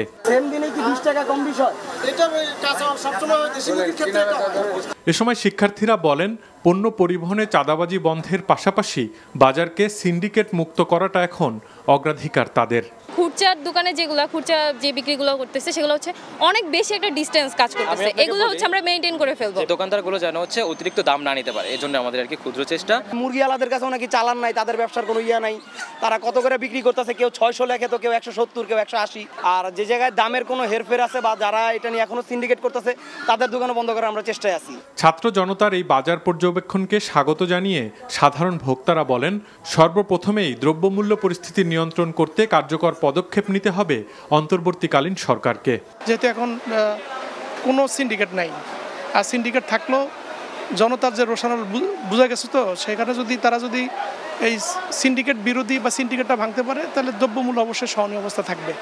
দলীয় লোকরাই তো সিন্ডিকেট করে, যেহেতু এটা নির্দলীয় সরকার সেই হিসেবে সিন্ডিকেট ভাঙতে পারবে বলে আমরা আশা করি। অন্যদিকে বাজারে আরেক দফা বেড়েছে প্রায় সব ধরনের চালের দাম। ভালো মানের মিনিকেটের কেজি এখন 72 টাকা। এছাড়া সপ্তাহের ব্যবধানে কেজিতে 2 থেকে 3 টাকা দাম বেড়ে 28-এর কেজি বিক্রি হচ্ছে 56 টাকায়, আর স্বর্ণার কেজি এখন 54 টাকা। মোটা চালের দামে একটু বাড়ছে, আপনি বেশি ঘন্টাগুলো প্রত্যেক মোটা চালের দামে কেজি প্রতি 3 থেকে 4 টাকা বাড়ছে। ক্যারিং চার্জ বেশি, আর কিছু কিছু এলাকারা আছে এরা বস্তা প্রতি 50 টাকা বাড়াই দিছে, 100 টাকা বাড়াই দিছে, এই জন্য চালের দামটা বেশি। তবে কমতির দিকে সব ধরনের মুরগির দাম। ব্রয়লারের কেজি এখন 170 টাকা, আর সোনালির কেজি বিক্রি হচ্ছে 270 টাকায়। পাইকারি মুরগি মুরগি এখন মোটামুটি সব জায়গা থেকে আসতেছে, মুরগি অ্যাভেলেবেল মুরগি আছে, দামও একটু অনেক কমছে মোটামুটি। এছাড়া বাজারে সব ধরনের সবজির দামও কমতির দিকে। Hasanul Shawon, NTV news, Dhaka. রাজধানীর বেশিরভাগ থানায় পুলিশের কার্যক্রম স্বাভাবিক হয়ে আসছে। সেনাবাহিনীর সমন্বয়ে স্থানীয় গণ্যমান্য ব্যক্তি, শিক্ষার্থী সহ বিভিন্ন খাতের প্রতিনিধিদের সাথে মত বিনিময় করে থানাগুলো চালু করা হয়। যেসব থানার অবকাঠামো নষ্ট হয়েছে, বিকল্প উপায় তা চালু প্রক্রিয়াও শুরু হয়েছে। পুলিশ বাহিনীর কাজের পরিবেশ নিশ্চিতে জনগণের সহযোগিতা চেয়েছেন ঊর্ধ্বতন কর্মকর্তারা। থানার কার্যক্রম শুরু হওয়ায় স্বস্তি ফিরেছে জনমনে। Apple Shahriar report. জনগণকে সেবা দিতে আবারও চিরচেনা রূপে ফিরছে পুলিশ বাহিনী। রাজধানী তেজগাঁও থানায় গিয়ে দেখা যায় সেনাবাহিনীর সহায়তায় কার্যক্রম শুরু হয়েছে। কয়েকদিন থানা সুরক্ষার দায়িত্বে ছিল তারা। পরিস্থিতি স্বাভাবিক করতে স্থানীয়দের সাথে আলোচনা করে সেনাবাহিনী। আইনশৃঙ্খলা পরিস্থিতি স্বাভাবিক রাখতে পুলিশকে সহযোগিতার কথা জানায় স্থানীয়রা। থানার কার্যক্রম ফিরে আসায় স্বস্তি ফিরেছে জনমনে। ব্যবসায়ী মালিক সমিতি, গণ্যমান্য ব্যক্তিবর্গ, students, teachers, scouts, BNCC, answer বাহিনী, তাদের সবার সাথে আমাদের সমন্বয় সভা করেছি, যার মাধ্যমে সবাই আমাদেরকে আশ্বস্ত করেছেন যে পুলিশকে নতুন করে রিফর্ম করে তাদের কার্যক্রম অল্প সময়ের মধ্যে শুরু করার জন্য তারা সকলেই আমাদের সাথে পুলিশ ভাইদেরকে সবাই সাহায্য সহযোগিতা করবে, এভাবে আমাদেরকে সবাই আশ্বস্ত করেছে। দায়িত্ব পালনে ব্যর্থতা স্বীকার করে আবারও জনগণের সেবায় নিয়োজিত হবার সুযোগ চায় পুলিশ। পুলিশকে আবার নতুন ফরমেশনে আনার জন্য কাজ করার আপনারা পরিবেশ তৈরি করে আপনাদেরকে দিতে হবে। অতএব আপনাদেরকে সবাই, সুনাগরিক যারা আছেন সবাইকে আমি রিকোয়েস্ট করছি, আপনারা প্রত্যেকটা থানাকে পুলিশের জন্য কাজের উপযোগী করে দিবেন। সামগ্রিক পুলিশিং যত কার্যক্রম এখন থেকে আমরা এখানে শুরু করব এবং সব ধরনের যে জনগণের যে সহায়তা, পুলিশি সহায়তা আমরা এখান থেকে প্রদান করব। রাজধানী ছাড়াও দেশের বিভিন্ন থানাগুলো চালু হয়েছে। পুলিশ সদস্যদের সহায়তা করছেন সেনাবাহিনীর সদস্যরা। Apel Shahriar, NTV news, Dhaka. এদিকে সারা দেশে স্বাভাবিক হয়েছে থানা ও পুলিশ ফাঁড়ির কার্যক্রম। তাদের সহযোগিতা করছে সেনাবাহিনী, আনসার সদস্যরা। এতে স্বস্তিতে সাধারণ মানুষ। বিস্তারিত জীবন আহমেদের ডেস্ক রিপোর্টে। নাটোরে থানায় পুলিশি কার্যক্রম শুরু হয়েছে। থানাগুলিতে সাদা পোশাকে অস্ত্র নিয়ে দায়িত্ব পালন করতে দেখা গেছে পুলিশ সদস্যদের। নিরাপত্তার মাধ্যমে পুলিশকে কাজে ফেরাতে নাটোরের 7 থানায় সেনা নিয়োগ করা হয়েছে। পুলিশ সুপার তরিকুল ইসলাম জানিয়েছেন, নিরাপত্তা দিয়ে পুলিশকে কাজে ফেরাতে জেলার 7 থানায় 20 জন করে সেনা সদস্য নিয়োগ করা হয়েছে। এছাড়া নিরাপত্তার দায়িত্ব পালন করছে ব্যাটালিয়ন আনসার সদস্যরাও। চট্টগ্রাম মহানগরী সহ জেলার বেশিরভাগ থানায় কার্যক্রম শুরু হয়েছে। পুলিশ সদস্যদের আস্থা ফেরাতে সহায়তা করছে সেনাবাহিনী। সিলেট, রাজশাহী, রংপুর, দিনাজপুরে বেশিরভাগ থানার কার্যক্রম স্বাভাবিক হয়েছে। পুলিশ সদস্যদের সহায়তা করছে সেনাবাহিনী ও আনসার সদস্যরা। মোংলায় আংশিকভাবে শুরু হয়েছে থানা পুলিশের কার্যক্রম। মোংলা থানার ভারপ্রাপ্ত কর্মকর্তা KM আজিজুল ইসলাম বলেন, ঢাকা থেকে কার্যক্রম শুরুর বার্তা পাওয়ার পর তারা কাজে যোগ দিতে পুলিশ সদস্যদের নির্দেশ দিয়েছেন। জীবন আহমেদ, এনটিভি নিউজ ডেস্ক। কোটা সংস্কার আন্দোলনে শহীদদের স্মরণ এবং আহতদের সুস্থতা কামনায় দেশের মসজিদে মসজিদে দোয়া মাহফিল করেছে বিএনপি। নাটোর জেলা বিএনপির উদ্যোগে দোয়া মাহফিল অনুষ্ঠিত হয়েছে। দুপুরে জুমার নামাজ শেষে শহরের মীরপাড়া জামে মসজিদে অনুষ্ঠিত হয় দোয়া মাহফিল। এতে অংশ নেন বিএনপি চেয়ারপারসনের উপদেষ্টা রুহুল কুদ্দুস তালুকদার দুদু সহ দলের অন্যান্য নেতৃবৃন্দ। বরিশাল নগরীর পোর্ট রোড জামে মসজিদে দোয়ায় অংশ নেন বিএনপি নেতারা। এ সময় আন্দোলনে হতাহতদের জন্য দোয়া করা হয়। দোয়ার আগে সংক্ষিপ্ত বক্তব্য রাখেন কেন্দ্রীয় বিএনপির সহ সাংগঠনিক সম্পাদক আখুন কুদ্দুসুর রহমান, নগর বিএনপির আহ্বায়ক মনিরুজ্জামান খান ফারুক সহ অন্যরা। এছাড়াও দেশের বিভিন্ন স্থানে নিহতদের জন্য দোয়া করা হয়।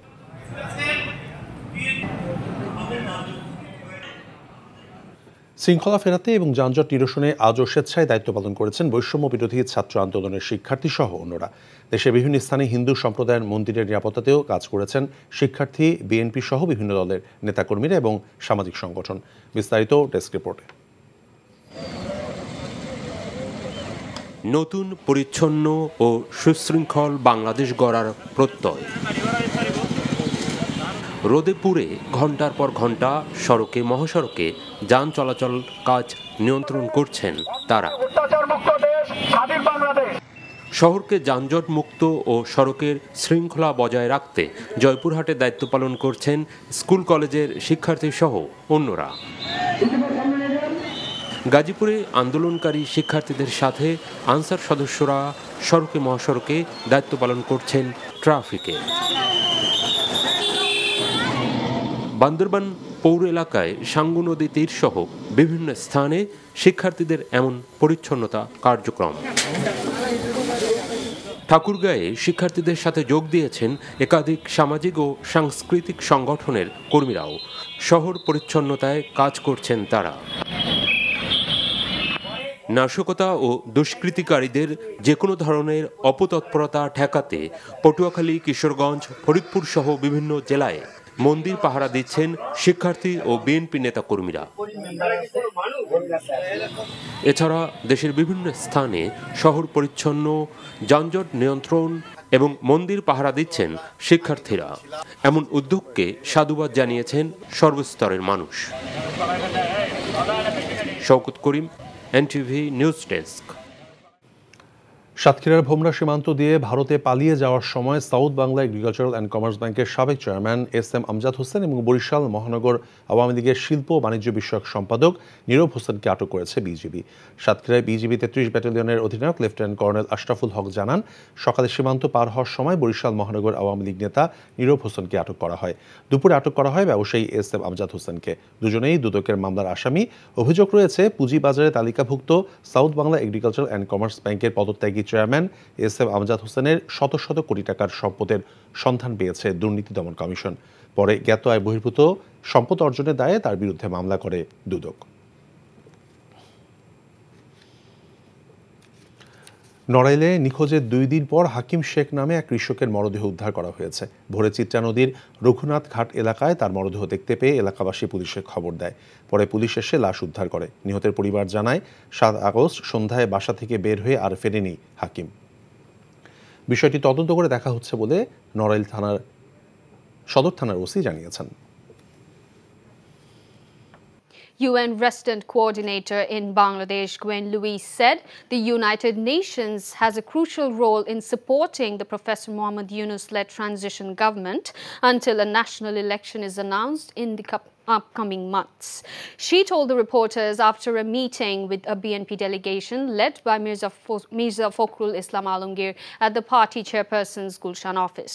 She said they are meeting all of the stakeholders, all of the parties involved and all of the civil society organizations to begin conversations about how the UN can support Bangladesh along the path for looking at a new investigation on what happened, how to reconcile and advancing on the development priorities in the country, and of course supporting until the new transition government can announce elections in the upcoming months.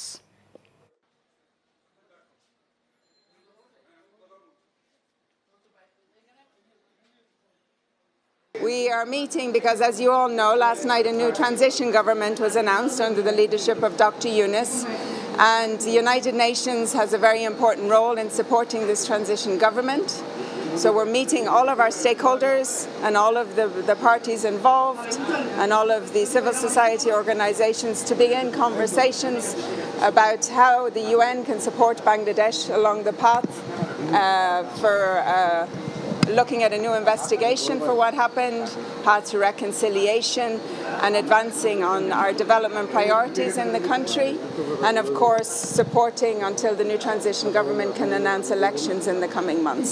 আজকের বাংলাদেশের এই বড় ধরনের যে পরিবর্তন হয়েছে, বাংলাদেশে যে আবার আমরা দ্বিতীয়বার স্বাধীনতা পেয়েছি, এর সাথে বাংলাদেশের মানুষের জনসমর্থন যেভাবে ছিল, আন্তর্জাতিক সম্প্রদায়ের ভালো সমর্থন ছিল, বিশেষ করে ইউনাইটেড নেশনসের একটা বড় ধরনের সমর্থন ছিল বাংলাদেশের মানুষের হিউম্যান রাইটস ফিরিয়ে আনা, বাংলাদেশের উন্নয়ন পার্টনার যারা আছে তারা বাংলাদেশের আগামী দিনের ভবিষ্যৎ কী হবে সেটা নিয়ে সকলের মধ্যে একটা দ্বিধাদ্বন্দ্ব ছিল। আজকে সকলের সেই সংখ্যা কেটে গেছে। 3 police stations under the Tejgaon division of Dhaka Metropolitan Police started its activities along with the Army's assistance. Azizul Haq, Deputy Commissioner of Police, confirmed the information. He also said the situation in the Tejgaon police station is now good and assured of giving all-out cooperation to people. He told the reporters in a briefing today. Army personnel were also present. The new Inspector General of Police asked all police personnel to return to their posts, a call which was repeated by the armed forces and law enforcement agencies.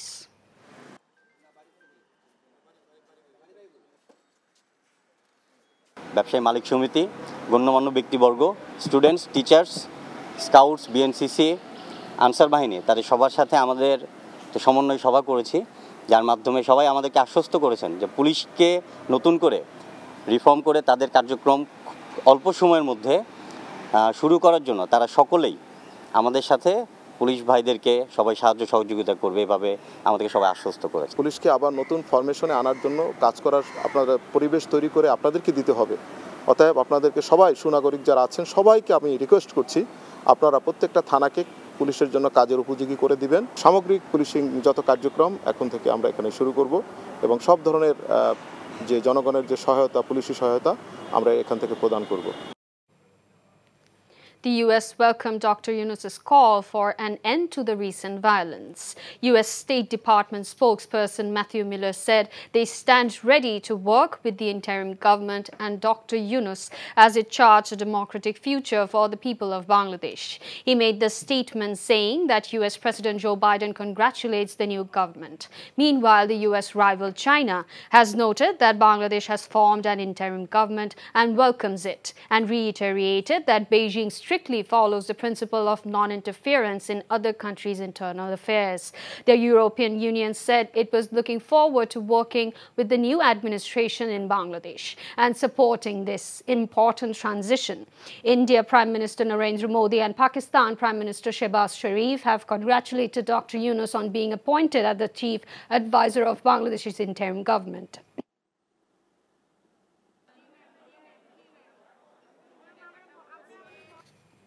Due to increased supply and the absence of extortionists on roads, prices of all kinds of vegetables and chicken have decreased in the kitchen markets of the capital. Students from the anti-discrimination student movement were seen monitoring the situation at Karwan Bazaar today. Traders at this kitchen market reported that vegetable prices have dropped by a minimum of Taka 15 per kilogram compared to the last 3 days. Chicken prices have decreased by Taka 20 during this time. The supply of vegetables in the market has doubled. Fewer vegetable trucks were arriving earlier due to the ongoing protests, but the number has now increased. Additionally, there are no extortionists on the roads, which has led to lower prices. বাংলাদেশের অন্তর্বর্তীকালীন সরকারের প্রতি জাতিসংঘের পূর্ণ সমর্থন রয়েছে বলে জানিয়েছেন ঢাকায় সংস্থাটির আবাসিক সমন্বয়কারী গোয়েন লুইস। বিএনপি চেয়ারপারসনের গুলশান কার্যালয়ে দলটির 3 সদস্যের প্রতিনিধির সাথে বৈঠক শেষে তিনি একথা বলেন। আর সবাই মিলে নতুন বাংলাদেশ গঠনে কাজ করতে চায় বিএনপি। জুনায়েদ আল হাবিবের রিপোর্ট। বাংলাদেশে অন্তর্বর্তীকালীন সরকার গঠনের পর প্রথমবারের মতো বিএনপি প্রতিনিধি দলের সাথে বৈঠকে বসেন ঢাকায় নিযুক্ত জাতিসংঘের আবাসিক সমন্বয়কারী গোয়েন লুইস। বিএনপি মহাসচিবের পাশাপাশি বৈঠকে অংশ নেন দলের স্থায়ী কমিটির সদস্য আমির খসরু মাহমুদ চৌধুরী ও সাংগঠনিক সম্পাদক শামা ওবায়েদ। বৈঠক শেষে জাতিসংঘের আবাসিক সমন্বয়কারী জানান, ডক্টর মোহাম্মদ ইউনূসের নেতৃত্বে বাংলাদেশে যে অন্তর্বর্তীকালীন সরকার গঠিত হয়েছে তার প্রতি তার সংস্থার পূর্ণ সমর্থন রয়েছে। আগামী নির্বাচনের আগ পর্যন্ত বাংলাদেশের উন্নয়নে জাতিসংঘ কী ধরনের ভূমিকা রাখতে পারে সে বিষয়ে বিভিন্ন রাজনৈতিক দল ও সুশীল সমাজের প্রতিনিধিদের সাথে আলোচনা চলছে বলেও জানান তিনি। We are meeting because, as you all know, last night a new transition government was announced under the leadership of Dr. Yunus, and the United Nations has a very important role in supporting this transition government. So we're meeting all of our stakeholders and all of the parties involved and all of the civil society organizations to begin conversations about how the UN can support Bangladesh along the path for looking at a new investigation for what happened, path to reconciliation, and advancing on our development priorities in the country, and of course supporting until the new transition government can announce elections in the coming months. BNP নেতা আমির খসরু মাহমুদ চৌধুরী জানান, সবাই মিলে কিভাবে আগামী দিনের বাংলাদেশ গড়ে তোলা যেতে পারে সে বিষয়ে আলোচনা হয়েছে। আজকের বাংলাদেশের এই বড় ধরনের যে পরিবর্তন হয়েছে, বাংলাদেশে যে আবার আমরা দ্বিতীয়বার স্বাধীনতা পেয়েছি, এর সাথে বাংলাদেশের মানুষের জনসমর্থন যেভাবে ছিল, আন্তর্জাতিক সম্প্রদায়ের ভালো সমর্থন ছিল, বিশেষ করে ইউনাইটেড নেশনসের একটা বড় ধরনের সমর্থন ছিল। বাংলাদেশের মানুষের হিউম্যান রাইটস ফিরিয়ে আনা, বাংলাদেশের উন্নয়ন পার্টনার যারা আছে তারা বাংলাদেশের আগামী দিনের ভবিষ্যৎ কী হবে সেটা নিয়ে সকলের মধ্যে একটা দ্বিধাদ্বন্দ্ব ছিল। আজকে সকলের সেই সংখ্যা কেটে গেছে। জাতিসংঘ সহ উন্নয়ন সহযোগীদের নিয়ে একটি নতুন বাংলাদেশ গড়ার প্রত্যয় ব্যক্ত করেন বিএনপি নেতারা। জুনায়েদ আল হাবিব, এনটিভি নিউজ, ঢাকা। রাজধানীর বেশিরভাগ থানায় পুলিশের কার্যক্রম স্বাভাবিক হচ্ছে। সেনাবাহিনীর সমন্বয়ে স্থানীয় গণ্যমান্য ব্যক্তি, শিক্ষার্থী সহ বিভিন্ন খাতের প্রতিনিধিদের সাথে মতবিনিময় করে থানাগুলো চালু করা হয়। পুলিশের কাজের পরিবেশ নিশ্চিতে জনগণের সহযোগিতা চান ঊর্ধ্বতন কর্মকর্তারা। থানার কাজ শুরু হওয়ায় স্বস্তি ফিরেছে জনমনে। আপেল শাহরিয়ারের রিপোর্ট। জনগণকে সেবা দিতে আবারও চিরচেনা রূপে ফিরছে পুলিশ বাহিনী। রাজধানী তেজগাঁও থানায় গিয়ে দেখা যায় সেনাবাহিনীর সহায়তায় কার্যক্রম শুরু হয়েছে। কয়েকদিন থানা সুরক্ষার দায়িত্বে ছিল তারা। পরিস্থিতি স্বাভাবিক করতে স্থানীয়দের সাথে আলোচনা করে সেনাবাহিনী। আইনশৃঙ্খলা পরিস্থিতি স্বাভাবিক রাখতে পুলিশকে সহযোগিতার কথা জানায় স্থানীয়রা। থানার কার্যক্রম ফিরে আসায় স্বস্তি ফিরেছে জনমনে। ব্যবসায়ী মালিক সমিতি, গণ্যমান্য ব্যক্তিবর্গ, students, teachers, scouts, BNCC, answer বাহিনী, তাদের সবার সাথে আমাদের সমন্বয় সভা করেছি, যার মাধ্যমে সবাই আমাদেরকে আশ্বস্ত করেছেন যে পুলিশকে নতুন করে রিফর্ম করে তাদের কার্যক্রম অল্প সময়ের মধ্যে শুরু করার জন্য তারা সকলেই আমাদের সাথে পুলিশ ভাইদেরকে সবাই সাহায্য সহযোগিতা করবে, এভাবে আমাদেরকে সবাই আশ্বস্ত করেছে। দায়িত্ব পালনে ব্যর্থতা স্বীকার করে আবারও জনগণের সেবায় নিয়োজিত হবার সুযোগ চায় পুলিশ। পুলিশকে আবার নতুন ফরমেশনে আনার জন্য কাজ করার আপনারা পরিবেশ তৈরি করে আপনাদেরকে দিতে হবে। অতএব আপনাদেরকে সবাই, সুনাগরিক যারা আছেন সবাইকে আমি রিকোয়েস্ট করছি, আপনারা প্রত্যেকটা থানাকে পুলিশের জন্য কাজের উপযোগী করে দিবেন। সামগ্রিক পুলিশিং যত কার্যক্রম এখন থেকে আমরা এখানে শুরু করব এবং সব ধরনের যে জনগণের যে সহায়তা, পুলিশি সহায়তা আমরা এখান থেকে প্রদান করব। রাজধানী ছাড়াও দেশের বিভিন্ন থানাগুলো চালু হয়েছে। নাটোরে থানা পুলিশের কার্যক্রম শুরু হয়েছে। থানাগুলোতে সাদা পোশাকে অস্ত্র নিয়ে দায়িত্ব পালন করতে দেখা গেছে পুলিশ সদস্যদের। এছাড়াও নিরাপত্তার দায়িত্ব পালন করছে আনসার সদস্যরাও। চট্টগ্রাম, সিলেট, রাজশাহী, রংপুর, দিনাজপুরের বেশিরভাগ থানার কার্যক্রম স্বাভাবিক হয়েছে। পুলিশ সদস্যদের সহায়তা করছেন সেনাবাহিনীর সদস্যরা। Apel Shahriar, NTV news, Dhaka. জামালপুরে জেলা কারাগার থেকে পালানোর চেষ্টাকালে গুলিতে 6 জন নিহত হয়েছেন। আহত হয়েছেন 14 কারারক্ষী সহ 5 বন্দী। জেল সুপার আবু ফাত্তা জানান, রাজনৈতিক ও বৈষম্য বিরোধী আন্দোলনে গ্রেপ্তারকৃতদের সরকার মুক্তি দিলে অন্য কয়েদিরা মুক্তি দাবি করে গতকাল দুপুরে বিদ্রোহ শুরু করেন। এ সময় আগুন দেওয়া হয় কারাগারের অভ্যন্তরে কয়েকটি স্থানে। এক পর্যায়ে বন্দীরা জেলখানা ভেঙে বের হওয়ার চেষ্টা করলে কারারক্ষীরা গুলি ছোড়ে। এতে ঘটনাস্থলে 5 জন নিহত হন। হাসপাতালে মারা যান আরও একজন। মুরহু মুরহু গুলির শব্দে শহরে আতঙ্ক ছড়িয়ে পড়ে। খবর পেয়ে সেনা সদস্যরা কারাগার ঘিরে ফেলে। পরে পরিস্থিতি শান্ত হয়। চট্টগ্রাম কেন্দ্রীয় কারাগারেও বন্দীদের বিক্ষোভে ফাঁকা গুলি বর্ষণ করে পরিস্থিতি নিয়ন্ত্রণে এনেছে কারারক্ষী ও সেনাবাহিনীর সদস্যরা। শনিবার থেকে পূর্ণ উদ্যমে চালু হবে শিল্পাঞ্চল সাভার ও আশুলিয়ার 1800 কারখানা। এখনও মাঠে নেই শিল্প পুলিশ কিংবা থানা পুলিশের কোনো ইউনিট। নিরাপত্তার কারণে ভয়ে আতঙ্কে কারখানা বন্ধ রেখেছিলেন তৈরি পোশাক শিল্পের মালিকরা। এবার শিল্পাঞ্চলে নিরাপত্তা দিতে মাঠে নেমেছে সেনাবাহিনী। তৈরি করা হয়েছে নিরাপত্তা সংক্রান্ত টাস্ক ফোর্স। সকালে শিল্প এলাকা পরিদর্শনে গিয়ে এমন তথ্য জানান 9 পদাতিক ডিভিশনের কর্মকর্তা কর্নেল আবু মোহাম্মদ মহিউদ্দিন। পরে জামগড়া এলাকায় বিজিএমইএ ঊর্ধ্বতন কর্মকর্তাদের উপস্থিতিতে কথা বলেন গণমাধ্যমের সঙ্গে। এ সময় বিজিএমইএ পরিচালক শোভন ইসলাম জানান, পর্যাপ্ত নিরাপত্তা পেলে কাল থেকে কারখানাগুলো খুলে দেবার পক্ষে বিজিএমইএ।